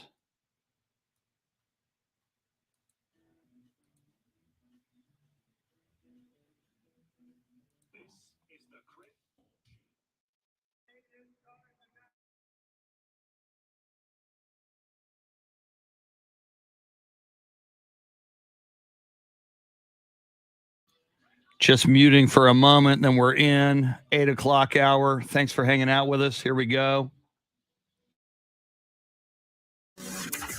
Now, Chris Duel. You made it to the weekend. What a weekend it will be. I'm sure Eric Church will enjoy this weekend. He might be the April Fool on this April Fool's Day 2022, but we are determining the sports fool, the biggest sports fool. It's our poll question today. Welcome in. It's the Chris Duel Show with Shannon, Salty, Sweeney. The hardest working man in radio, Jeremy KOLOK, is your Soundscape stylist. Lots of ways you can get in touch with the show. You can do it the old-fashioned way. We like that. I'm old-fashioned. I'm old. Get off my lawn. Phone number 800-707-9760. Lots of people joining us on Facebook Live. Lots of ways you can do that. You can go to the Facebook pages of AM 1300 The Zone or Ticket 760. You can do it via Twitter for any of those radio stations. And of course, there is a YouTube portal in as well. Also, you can message us instantly. You can go to the free iHeart Radio app and you listen at either AM 1300 The Zone or Ticket 760. It is always crystal clear on the iHeart Radio app. And Shannon, that is a way for people to leave us a direct instant message, which is kind of cool. Yeah, we can get 30-second messages instantly. It's super easy to use and super easy for us to then just see that those messages come in and we can grab them during breaks and listen to them. If you just want to say hello, if you just want to say that you don't care for Chris and I, if you want to say something positive, we also appreciate those as well. So give it a try. It's super easy to use and a great way to connect with y'all. And I understand somebody earlier today did leave us a message. Jeremy KOLOK, let's go ahead and play the latest message. And you leave us a message, we'll play your message on the air. It's kind of, in the old way, you'd call a radio station in the morning. And again, we don't discourage this, but you might have to wait on hold a couple of minutes. Maybe you don't have time for this. This way you leave us a message instantly from the iHeart Radio app. Jeremy, what's our latest message? This comes from Barney Segura he was in the live video chat. Cool. Hey, Chris and Shannon. I did have the honor of running into Hispanic Elvis numerous times. My biggest regret is never taking a picture with him. I should have. Rest in peace, Hispanic Elvis. God bless. Very cool. Barney Segura, thanks for the message. Now, it seems like he was a little away from his phone, kind of maybe a hands-free version. If you're just tuning in, we talked earlier in San Antonio, we've learned of the passing of Hispanic Elvis, who was an icon, a staple, a regular downtown around Market Square, around the Riverwalk. And Shannon, as Barney says on that message, he regrets not having taken a photo with Hispanic Elvis. On my social media, I'm seeing all kinds of photos that people took over the years with Hispanic Elvis. I've seen him downtown. I never took a photo either. I kind of wish I had. Now Jeremy crossed his path. Jeremy, it's funny, said earlier, I saw him in the wild. It's almost like a Bigfoot sighting down there. You would see Hispanic Elvis, and his real name was John Esquivel. And we send our condolences, our thoughts, our prayers with John / Hispanic Elvis's family and friends. I wonder, and I mentioned, Shannon, there was a guy named Bongo Joe back in the 70s, and maybe even dating back to the 60s on the Riverwalk in San Antonio. I wonder what motivates somebody. And it is kind of cool. You know, we've also got Spurs Jesus, who's kind of a bit of a character. Yeah, when you make that decision, you know, at one point, this guy, John Esquivel, said, you know what?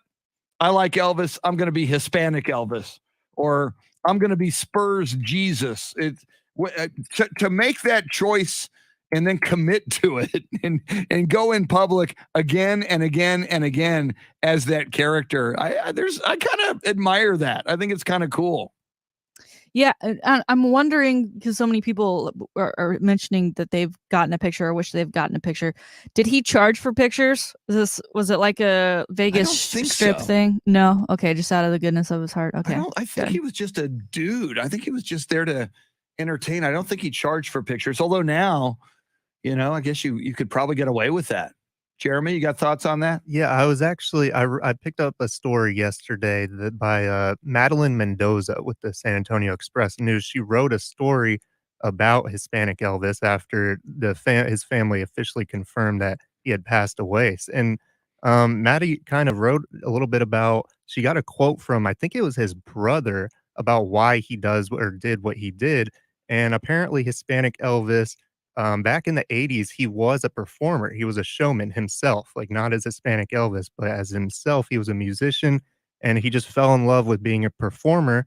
And then he fell on hard financial times. He had to work some blue collar jobs that didn't give him the opportunity to showcase his performance and you know, dress how he wanted and just kind of be who he wanted. And then years passed until we get to this decade or last decade. And he just decided, this is what I'm going to do. I am Hispanic Elvis, and I wear my jumpsuits out in San Antonio along the streets, out in the wild. And the best quote from that story was his brother said that he's not hurting anyone. I mean, he's just spreading joy in San Antonio. And I think that's the biggest takeaway I'll take from Hispanic Elvis. That's a great point. That people saw him, they thought it was cool. They wanted to get a picture, and and you know, just a regular guy. You know, we all lead our lives. If he had not chosen this, I mean, that kind of in a weird way was his calling. You mentioned, Jeremy, he was an entertainer, a musician previously. It wasn't really working out for him. He tried working blue collar jobs. It didn't really necessarily work out for him. Then he became Hispanic Elvis, and what better town and what better location than Market Square in San Antonio and downtown and the Riverwalk. So good for him. Very, very cool. All right. Diving back into sports, Shannon, I know there's a number of stories that you have been tracking. This Jerry Jones story involving the woman who is now in her 20s. She is a congressional aide in D.C. She works for a congressman. She has now filed a lawsuit, and apparently she wants legitimacy to be able to publicly say, yeah, Jerry Jones is my father.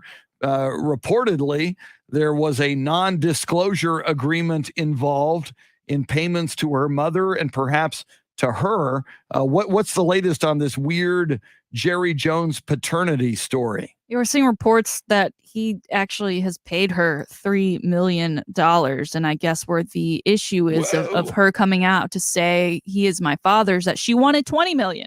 $3 million wasn't enough. Wow. On the one hand, I guess, Jerry Jones can afford it. On the other hand, did you blow through $3 million? Because I could make that stretch for the rest of my lifetime. Yeah.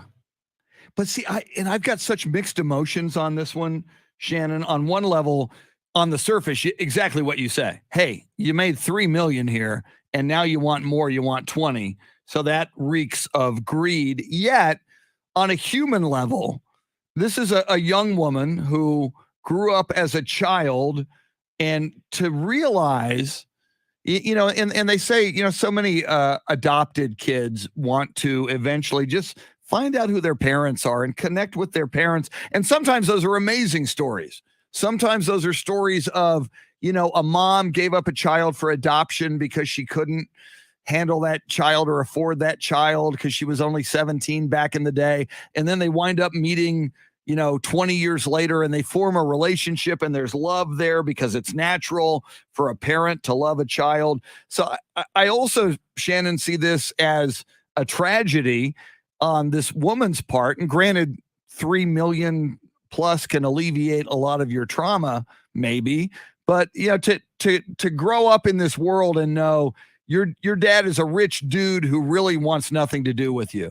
I mean, he's willing to pay you money so that you just go away. And if you grow up in the Dallas area, my God, all you hear about is the Dallas Cowboys and Jerry Jones. It's still, as much as I think it's easy to look at her as greedy or somebody looking for more money, I just think I think she's also a tragic figure here as well. Yeah, and this story is due to lawyer Don Jack, who apparently was responsible for making these payments to the alleged daughter over time. He also, Jerry Jones being the one to pay for her tuition at SMU, gave her a $70,000 Range Rover on her 16th birthday. And interestingly, the lawyer, Don Jack, who's discussing this, saying, yes, I've made these regular payments throughout this time, referred to the payments as child support. And so, of course, the question becomes, okay, is that an admission? Is that an admission that this is the child of Jerry Jones? And he said, well, I'm just calling it child support because that's what the agreement is considered legally. So I don't know. It feels at this point like they're kind of being backed into a corner, and it's obvious, aside from a DNA test, that Jerry Jones, you are the father. Yeah. And we've talked, this week, a lot of us look at Will Smith in another light. It would be not, and Jerry could, I'm sure clearly his wife and his family know about this now. I'm sure it was a very touchy subject 25 years ago, or whenever she was born and her mom was pregnant. But, Jerry Jones now should, and parents don't have to give money to their kids after they're adults unless they choose to. But Jerry Jones should do the right thing now. He should say, yeah, I mean, I know you spent all this money, but you're Jerry Jones spending $3 million on this child is probably the equivalent to any of us spending what? $3,000 on a child. In the scheme of things, Jerry Jones, one of the richest and most powerful men on the face of this earth. I just think it would be nice if Jerry Jones said, you know what, publicly, yes, I'm not proud of my past. Yes, this happened. There was some sports guy, was it Don Nelson? Somebody we talked about in the sports world who had a one-night stand and admitted to it years later and had a child and now has a relationship with this child. It may or may not be Don Nelson, but somebody came up on this show recently. But, Jerry Jones should probably, at this point, make it right. I mean, if this is your daughter, now, granted, if she's being ridiculous, if any child wants more money than a parent is willing to give, then you have the right to say no, especially in a case where, if it's true, you have given her $3 million over all these years. But I think Jerry Jones needs to make this thing right, in my opinion. Yeah, and certainly, from her standpoint, not to say that she's just wanting to take all this money and then not do anything with the rest of her life, but live off the money. But I'm sure with the way and how much the NFL just owns the media during the season, she probably can't look away from the entire Jones family and their descendants sitting in a suite every Sunday, taking private jets, taking helicopters, enjoying the finer things in life while she's working as an aide in politics in Washington. And maybe that's part of it too. I don't know her specific job and how politically inclined she is and what she has planned for her future. Maybe she wants a lot of money to be part of a campaign. Maybe she wants to be a political person. Maybe Jerry Jones just doesn't, at his old age, at his time, and he doesn't want a political cloud, hanging over the Cowboys. But either way, I mean, I don't know why you're paying her all this money and have been if she's not your daughter. Then, if she's not your daughter and you are doing this, how do I get involved? Yeah, and I think most of us conclude, sure seems like she is his daughter. And to her credit, and you allude to this, Shannon, she could have getting all this money, $3 million. My God, she could have just been a party girl. She could have just, gone to SMU or wherever, partied, lived off the money, decided to be maybe an Instagram influencer. Who knows? She has a career in politics. She has a relatively high-level job with a Texas congressman, and she now lives in Washington, D.C., which ain't cheap. So, I mean, she's clearly committed to having a job and doing something with her life. Jeremy KOLOK, you're a Cowboys fan. Who's the bad guy or gal? Who's the good guy or gal? Where do you come down on this situation? I just wish that every time Jerry Jones was in the news, it wasn't embarrassing as a Cowboys fan. That's pretty much where I am on this. I'm with you, Chris. I would like to see him make it right, but I don't know their specific relationship or what's gone on in the past 25 years, or even if he really is the father without a real DNA test. So I just honestly, I want it to go away from a football perspective, from like a Cowboys fan's perspective, saying this is toxic and this is par for the course with Jerry Jones, but that doesn't make it good. That doesn't make it a good situation, especially with everything else going on in the off season, just with losing pieces with Mike McCarthy. It's just toxic, to be honest. And Jerry didn't make this come down right now. Like, he didn't choose for this to be a news topic right now, but it's still his responsibility in the long run, especially if that's his daughter. So I'm just frustrated just from a Cowboys fan standpoint. All great points. And one of the first things you said was there's a lot we don't know, obviously and clearly, but we need to remind ourselves there's a lot we don't know about what their relationship may have been. Have they had face-to-face encounters? Has Jerry tried to be a better human being in this case? Has she been, positive or negative in all this? So but it's just an ugly situation. Shannon, we've talked a lot, and it's going to be a big story all weekend. The Final Four.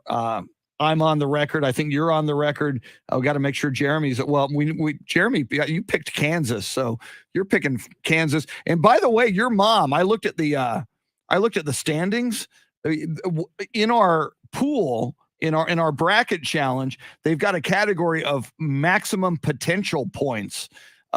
Jeremy's mom, from a maximum potential points standpoint, could win this whole thing if it all goes her way. So a shout out to Gail, Jeremy's mom. But Shannon, Final Four this weekend. I want to see Coach K get his moment right off into the sunset. It would be cool. I like stories like that. But we now know a little bit more about the people going to the Final Four this weekend. Apparently, there will be a lot of eyes on those basketball games, both on television and at the venue as well.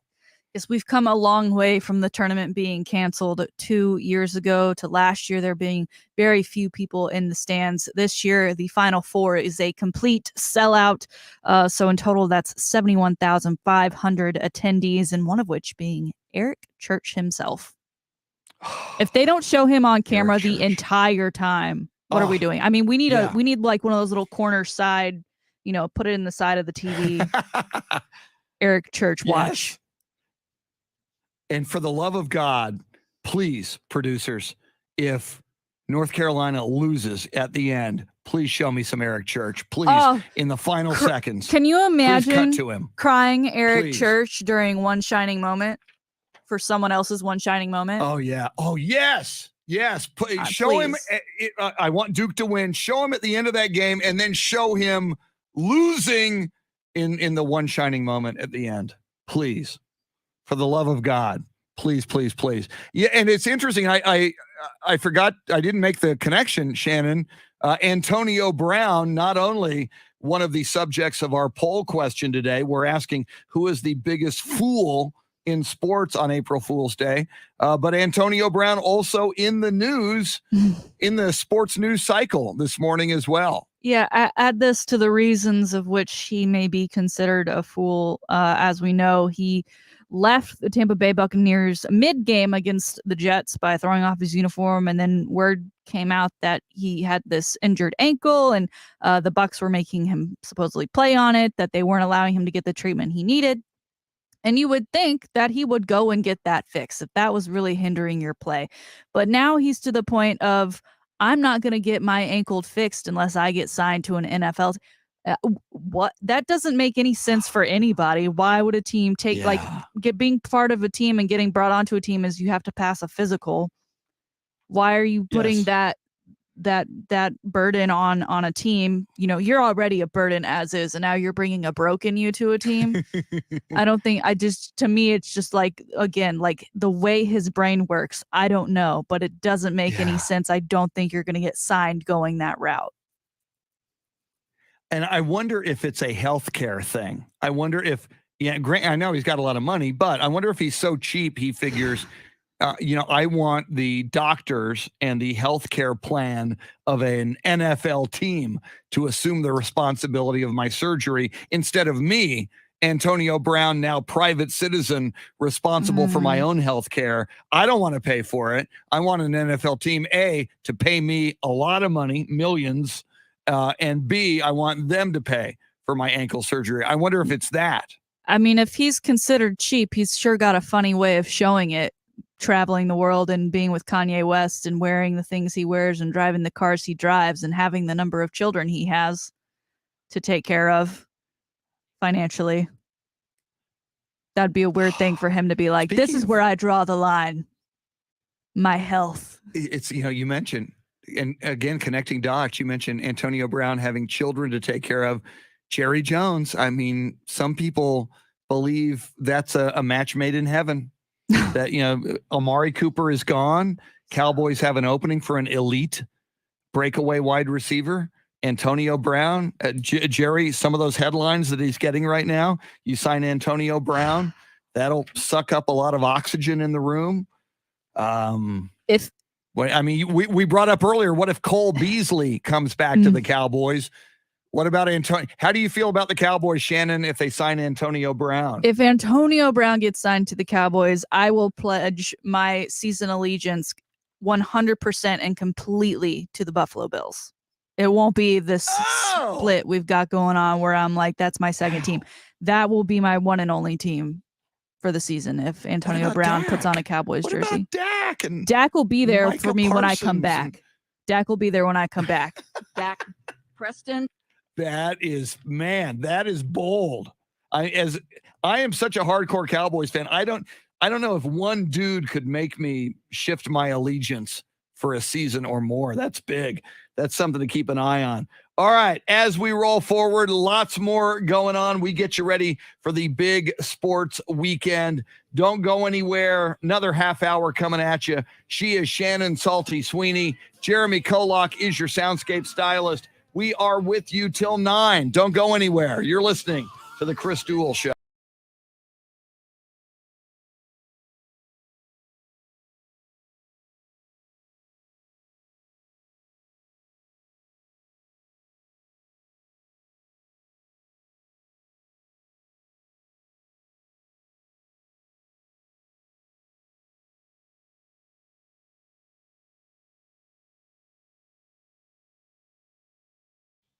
I got one more.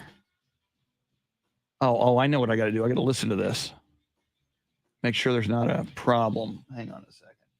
On your mind this spring, I can make it easy in 2 words. Diamonds Direct. Direct. They are amazing. Whatever you are searching for, they've got you covered. You can go to 10 or 15 other stores. You're not going to find the selection in one place. You're going to find it in the Diamonds Direct showroom. Thousands of designer engagement rings, case after case of diamond pendants, bands, earrings, colored gemstones, and more. And when it comes to precious rare diamonds, this is Diamond Direct specialty. From a 1 carat to a 10 or a 20 carat diamond, they got you covered. And you're going to love the no pressure atmosphere, the education you get, the amazing warranties that come with every purchase. And you're going to love the price. Value is what they're known for. So whatever the occasion this spring, proposal, anniversary, birthday, graduation, or just because, Diamonds Direct is my one and only recommendation. Great showroom, awesome people, first class experience. Get directions, store hours, and more at the website diamondsdirect.com. All right, that one's good.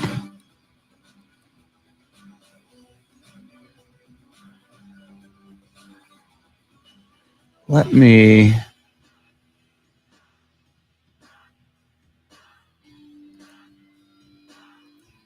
copy. Now, file open.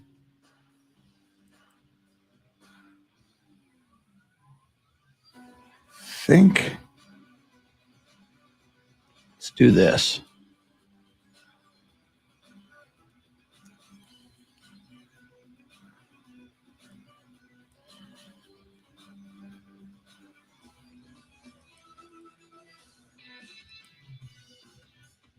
Okay, now I need the open.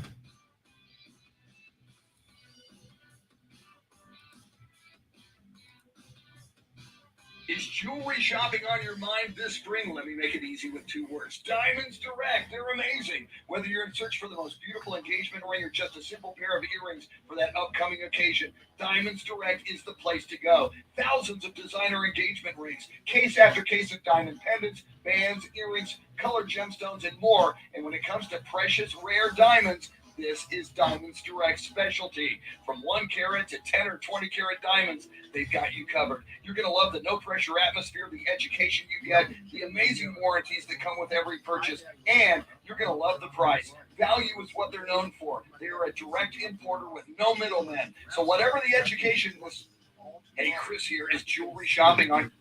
My mission now is to do something different to see you play a role. It's called America 2020. Hope Business in a Box Academy. Go to operationhope.org today and join me. Make school cool once again. Visit us on the web at operationhope.org.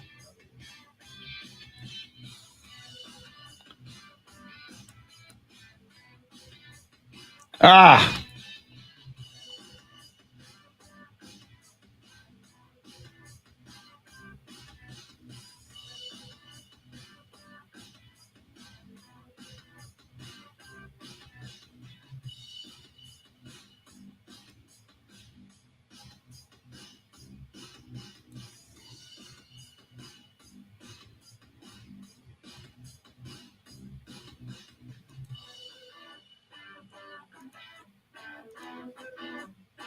Diamond pendants, bands, earrings, colored gemstones, and more. And when it comes to precious, rare diamonds, this is Diamonds Direct specialty. From 1 carat to 10 or 20 carat diamonds, they've got you covered. You're going to love the no pressure atmosphere, the education you get, the amazing warranties that come with every purchase, and you're going to love the price. Value is what they're known for. They are a direct importer with no middlemen. Bands, earrings, colored gemstones, and more. And when it comes to precious rare diamonds, this is Diamond Direct specialty.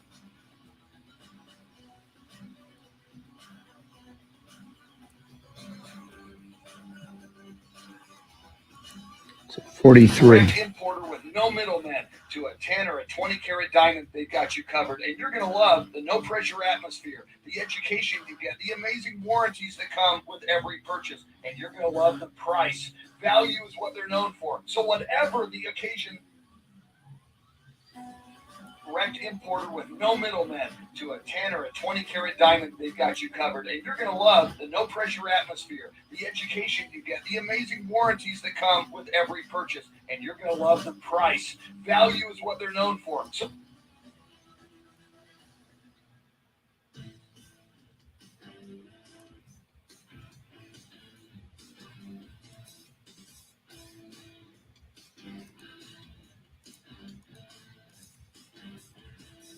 No middlemen, and you're going to love the price. Value is what they're known for. So whatever the occasion this spring, proposal, anniversary, birthday, graduation, or just because, Diamonds Direct is my one and only recommendation.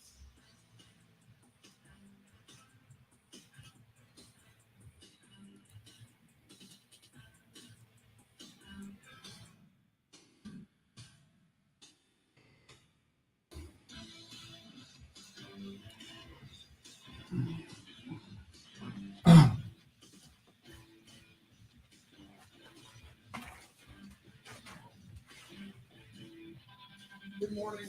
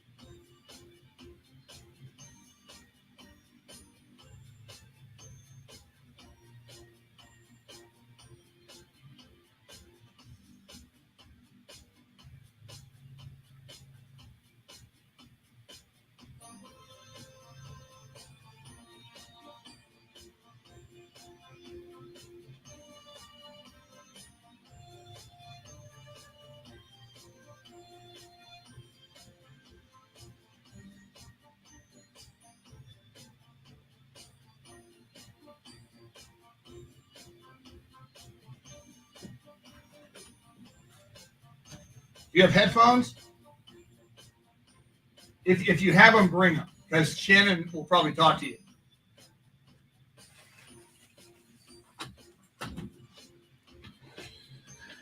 Let me see here. Okay.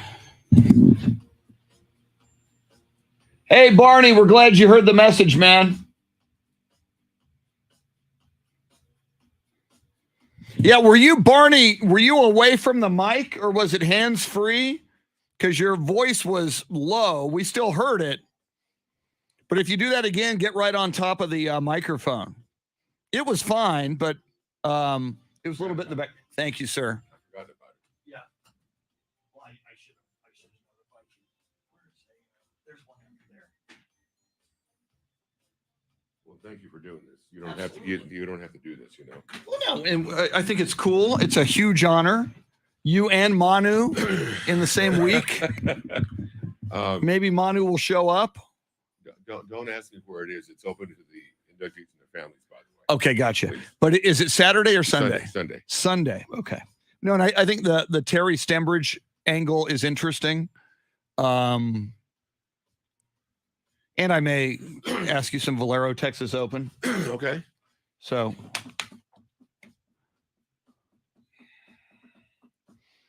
Okay, let's see here. And let me make sure. I so rarely have a guest. Okay, that's correct. All right, here we go.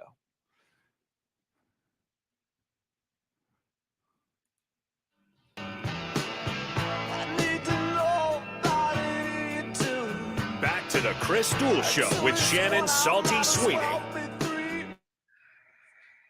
Welcome back. Chris Duel Show with Shannon Salty Sweeney on April Fool's Day 2022. Big weekend, Final Four. Of course, we continue to react to everything going on in the National Football League. The Valero Texas Open continues in San Antonio. If you're listening on Ticket 760 in San Antonio, Andy Everett has updates throughout the weekend on the Valero Texas Open. In fact, in studio right now, a man who now and then is hosting the golf show on Ticket 760 in San Antonio. And if you're an Austin person, you can get that on the iHeart Radio app. It's 8 a.m. on Saturday mornings on the iHeart Radio app via Ticket 760. Mr. David MUNOZ has stepped into the studio. Crowd goes wild. Good morning, Chris. Good morning, David. And one of the big reason we wanted to welcome you into the studio, you, sir, have a huge honor. On Sunday, you will be inducted, or maybe the term is enshrined, into the San Antonio Radio Hall of Fame. Congratulations. Thank you very much. It's one of these things that you don't ever think of, or I don't ever think of it. And it is pretty cool. You know, I guess when I'm going through the ceremony on Sunday afternoon, it'll give me that little bit of a surreal moment. But here we are, having been in this business 48 years. And here we go. Yeah, I started back in 1974. Here we are. I'm happy to still be in the business doing the golf show for Andy 15 or 16 times a year. For those of you that are new to me, Smooth Jazz San Antonio on the iHeartRadio app, or if you like smooth jazz and you have a high-def radio in your car or truck, you can find it at 101.9 HD2. But the San Antonio Radio Hall of Fame thing was just something that came down back in early January, and the ceremony is this Sunday, and just one of those unexpected things. But well-deserved. I knew you'd been around. I would have guessed 30 years, 48 years in radio. Take me back 48 years ago. Who was David MUNOZ? How old were you? Where had you gone to school? And what made you come up with this kooky idea to get into radio? Well, as a child, back in the late 50s, early 60s, my mom and dad allowed me to listen to a transistor radio, and I loved all the music from back then. And so I always wondered back then that how is it that this guy that we hear on the radio goes from one record to another without there being any silence in between? Because for those that had record players back then, you had to stop the record, take the needle off, put the next record on, and then start it. So I wondered how they did that, going from one to the other. So that's what got me interested in it. And then as I went through my school years, I would start to mimic some of the on-air personalities. I used to love to listen to the baseball games back in the 60s on the radio. And back then I was a Colt 45 and Houston Astros fan, because those are the games we got here in San Antonio. And I thought it would be pretty cool to be a sportscaster, if not a DJ. And then as I got into the latter years of high school, I began to say, okay, maybe I want to go into radio. So I went to San Antonio College, studied radio, TV, and film. And so then in 1974, I was hired at a local album rock station that shall remain nameless for now. And of course, from then on, here we are all these years later, took over the Sunday morning jazz show back in 1989, came over to Q1019 in February. So I've been with the company 30 years now. Wow. And still doing smooth jazz, but full-time sales. So anybody who wants to buy advertising, here we are. Yes, and you want to advertise on this show with Shannon and with me. And so, Shannon, can you imagine being in radio 48 years? My gosh, that's crazy. I honestly don't know how I've already done it for 5-6 years, whatever. It might be the schedule alone. I don't think I'd last that long. David, you do the golf show every now and again with Mr. Andy Everett and the Valero Texas Open going on in San Antonio. I know you have the ceremony on Sunday night, but any plans to get out there and check out the Valero Texas Open? Well, I was actually out there yesterday, just basically in the middle of the day. Doug Milne, who is the communications manager for the PGA Tour, he's the one that's in charge of conducting all the interviews, setting up all the interviews with everybody on TV and radio and so forth. So I wanted to say hello to Doug, who's a very, very good friend of ours. He's a very good friend of the golf show. Very, very nice guy who makes his home over in Florida. But he's the guy that's in charge of getting the Tiger Woodses and the Rory McIlroys and everybody else in line with interviews.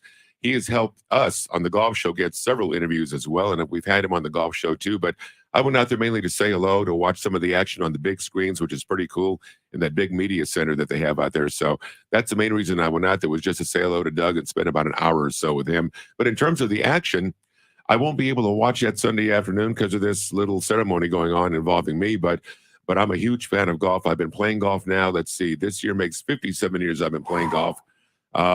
And last May, actually, and I actually said this on the golf show last year, I got my very first ever hole-in-one last May. Wow. It took me 56 years, but here we are. But yes, golf, I think, is the most frustrating of all games, because you could be doing 10 things correctly, with your stance and your grip and so forth, but it's that 11th thing that you might be doing wrong that'll throw your shot way off. But I love golf. I think baseball is the best game ever invented. I know everybody's got this football craze right now. Yes. But baseball is the best game ever invented. Golf is the most frustrating. Okay, now you, as Shannon mentioned, you sometimes are hosting the golf show. You have a good relationship. It's a great relationship with Andy Everett, but let's be honest, you've been golfing for decades. Who's the better golfer? Right now, if you and Andy Everett had to go 18 holes with a major bet on the line, who's going to win that golf match? It's 50-50. I think maybe 51-49 in Andy's favor. We have played many, many times. We've taken several golf trips. There have been times that I've shot better than he has, times that he's shot better than I have. But I think the golf games are pretty much even. But on any given day, anything can happen. There you go. As they say. Shannon, that's a pretty diplomatic answer. And he didn't take the 51%. He gave that to Andy. So that's very, very humble.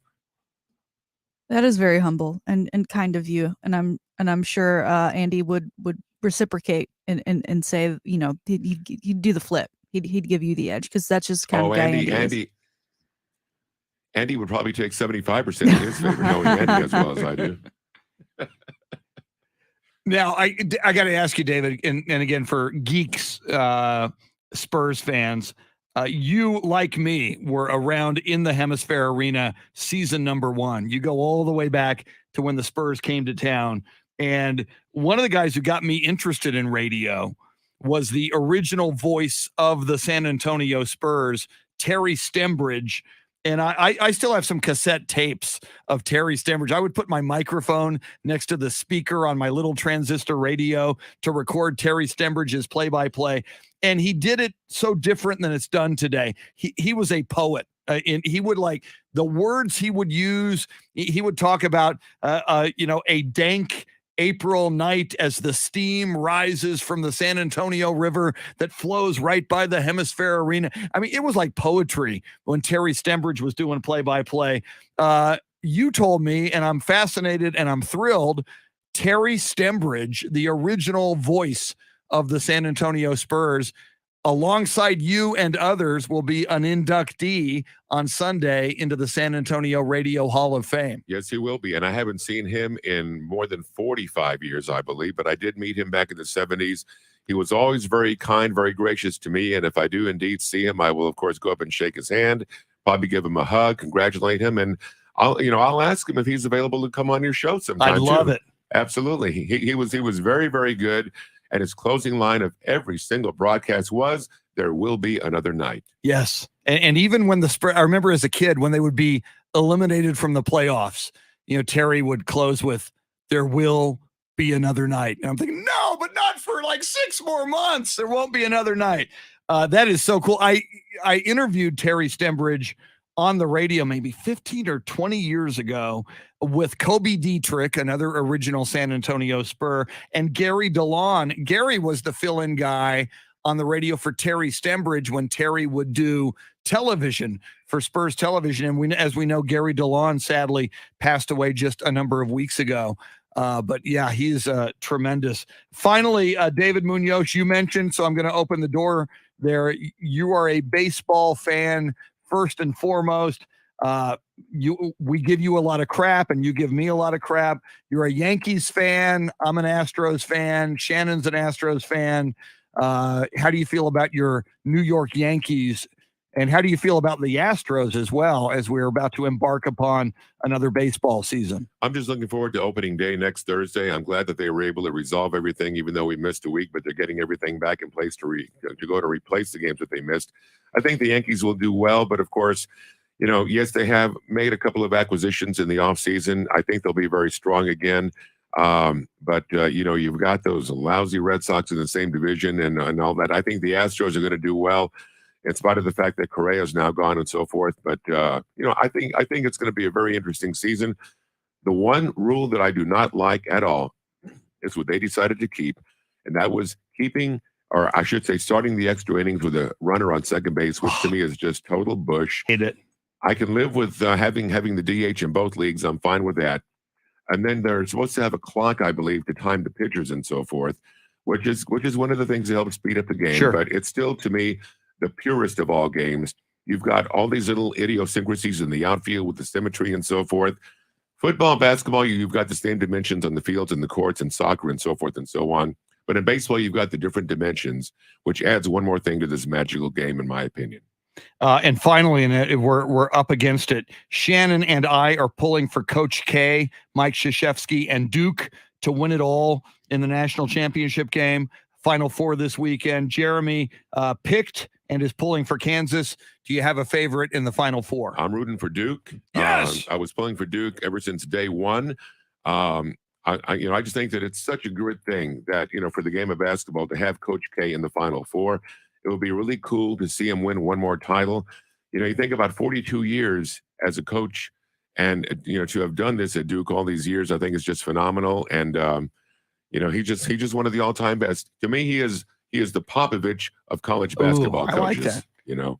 And 42 years for him. You've got 48 in radio. He's a pup. He's a child in his discipline compared to you. David Munoz on Sunday, along with Terry Stembridge and others, being inducted into the San Antonio Radio Hall of Fame. Well-deserved, sir. Congratulations. Thank you very much. Have a blast. I look forward to seeing photos. Thank you very much. I appreciate the invitation to be on here. And again, I don't know what I do to deserve it, but whatever it was, if I've always told people, if I ever figure out what I'm doing, I'm in deep trouble. You are very talented. You're a good man. And for people outside San Antonio, he is known as the Jazz Man in San Antonio. So Shannon, as we wrap up here, how confident are you that we're going to see Mr. Mike Krzyzewski, Coach K, bring that victory home this weekend? I'm feeling pretty good about it. It's hard to bet against the Blue Devils at any point. And, I think that team wants it. I think they'll remember that speech he gave at Cameron Indoor following his final home game, which ended up being a loss, in his speech talking about how they did not play well that night, but that the season was not over, that there was more to be done, and that they can continue pressing forward, getting this win over UNC this weekend. Yeah, and if UNC wins, Shannon, and Eric Church, we'll see him at the championship game. That would suck. Please, Coach K, win it for us against Eric Church. Jeremy KOLOK, sir, great job as always. If Kansas wins it, you are the champion among the three of us. I think my mom's probably going to end up being the champion out of any of us, but I'll accept that. Also, go Spurs go tonight. Important one. Yeah, two big ones coming up against the Portland Trailblazers. You can catch that over on 1200 WOAI. Bill Schoening with the call. Tip-off at 7:40, pregame at 7. Shout out to James Allen, who just jumped in on our live video feed. For Shannon, Salty, Sweeney, and Jeremy KOLOK, thanks to Paul Alexander and David Munoz. Have a great weekend. Adios.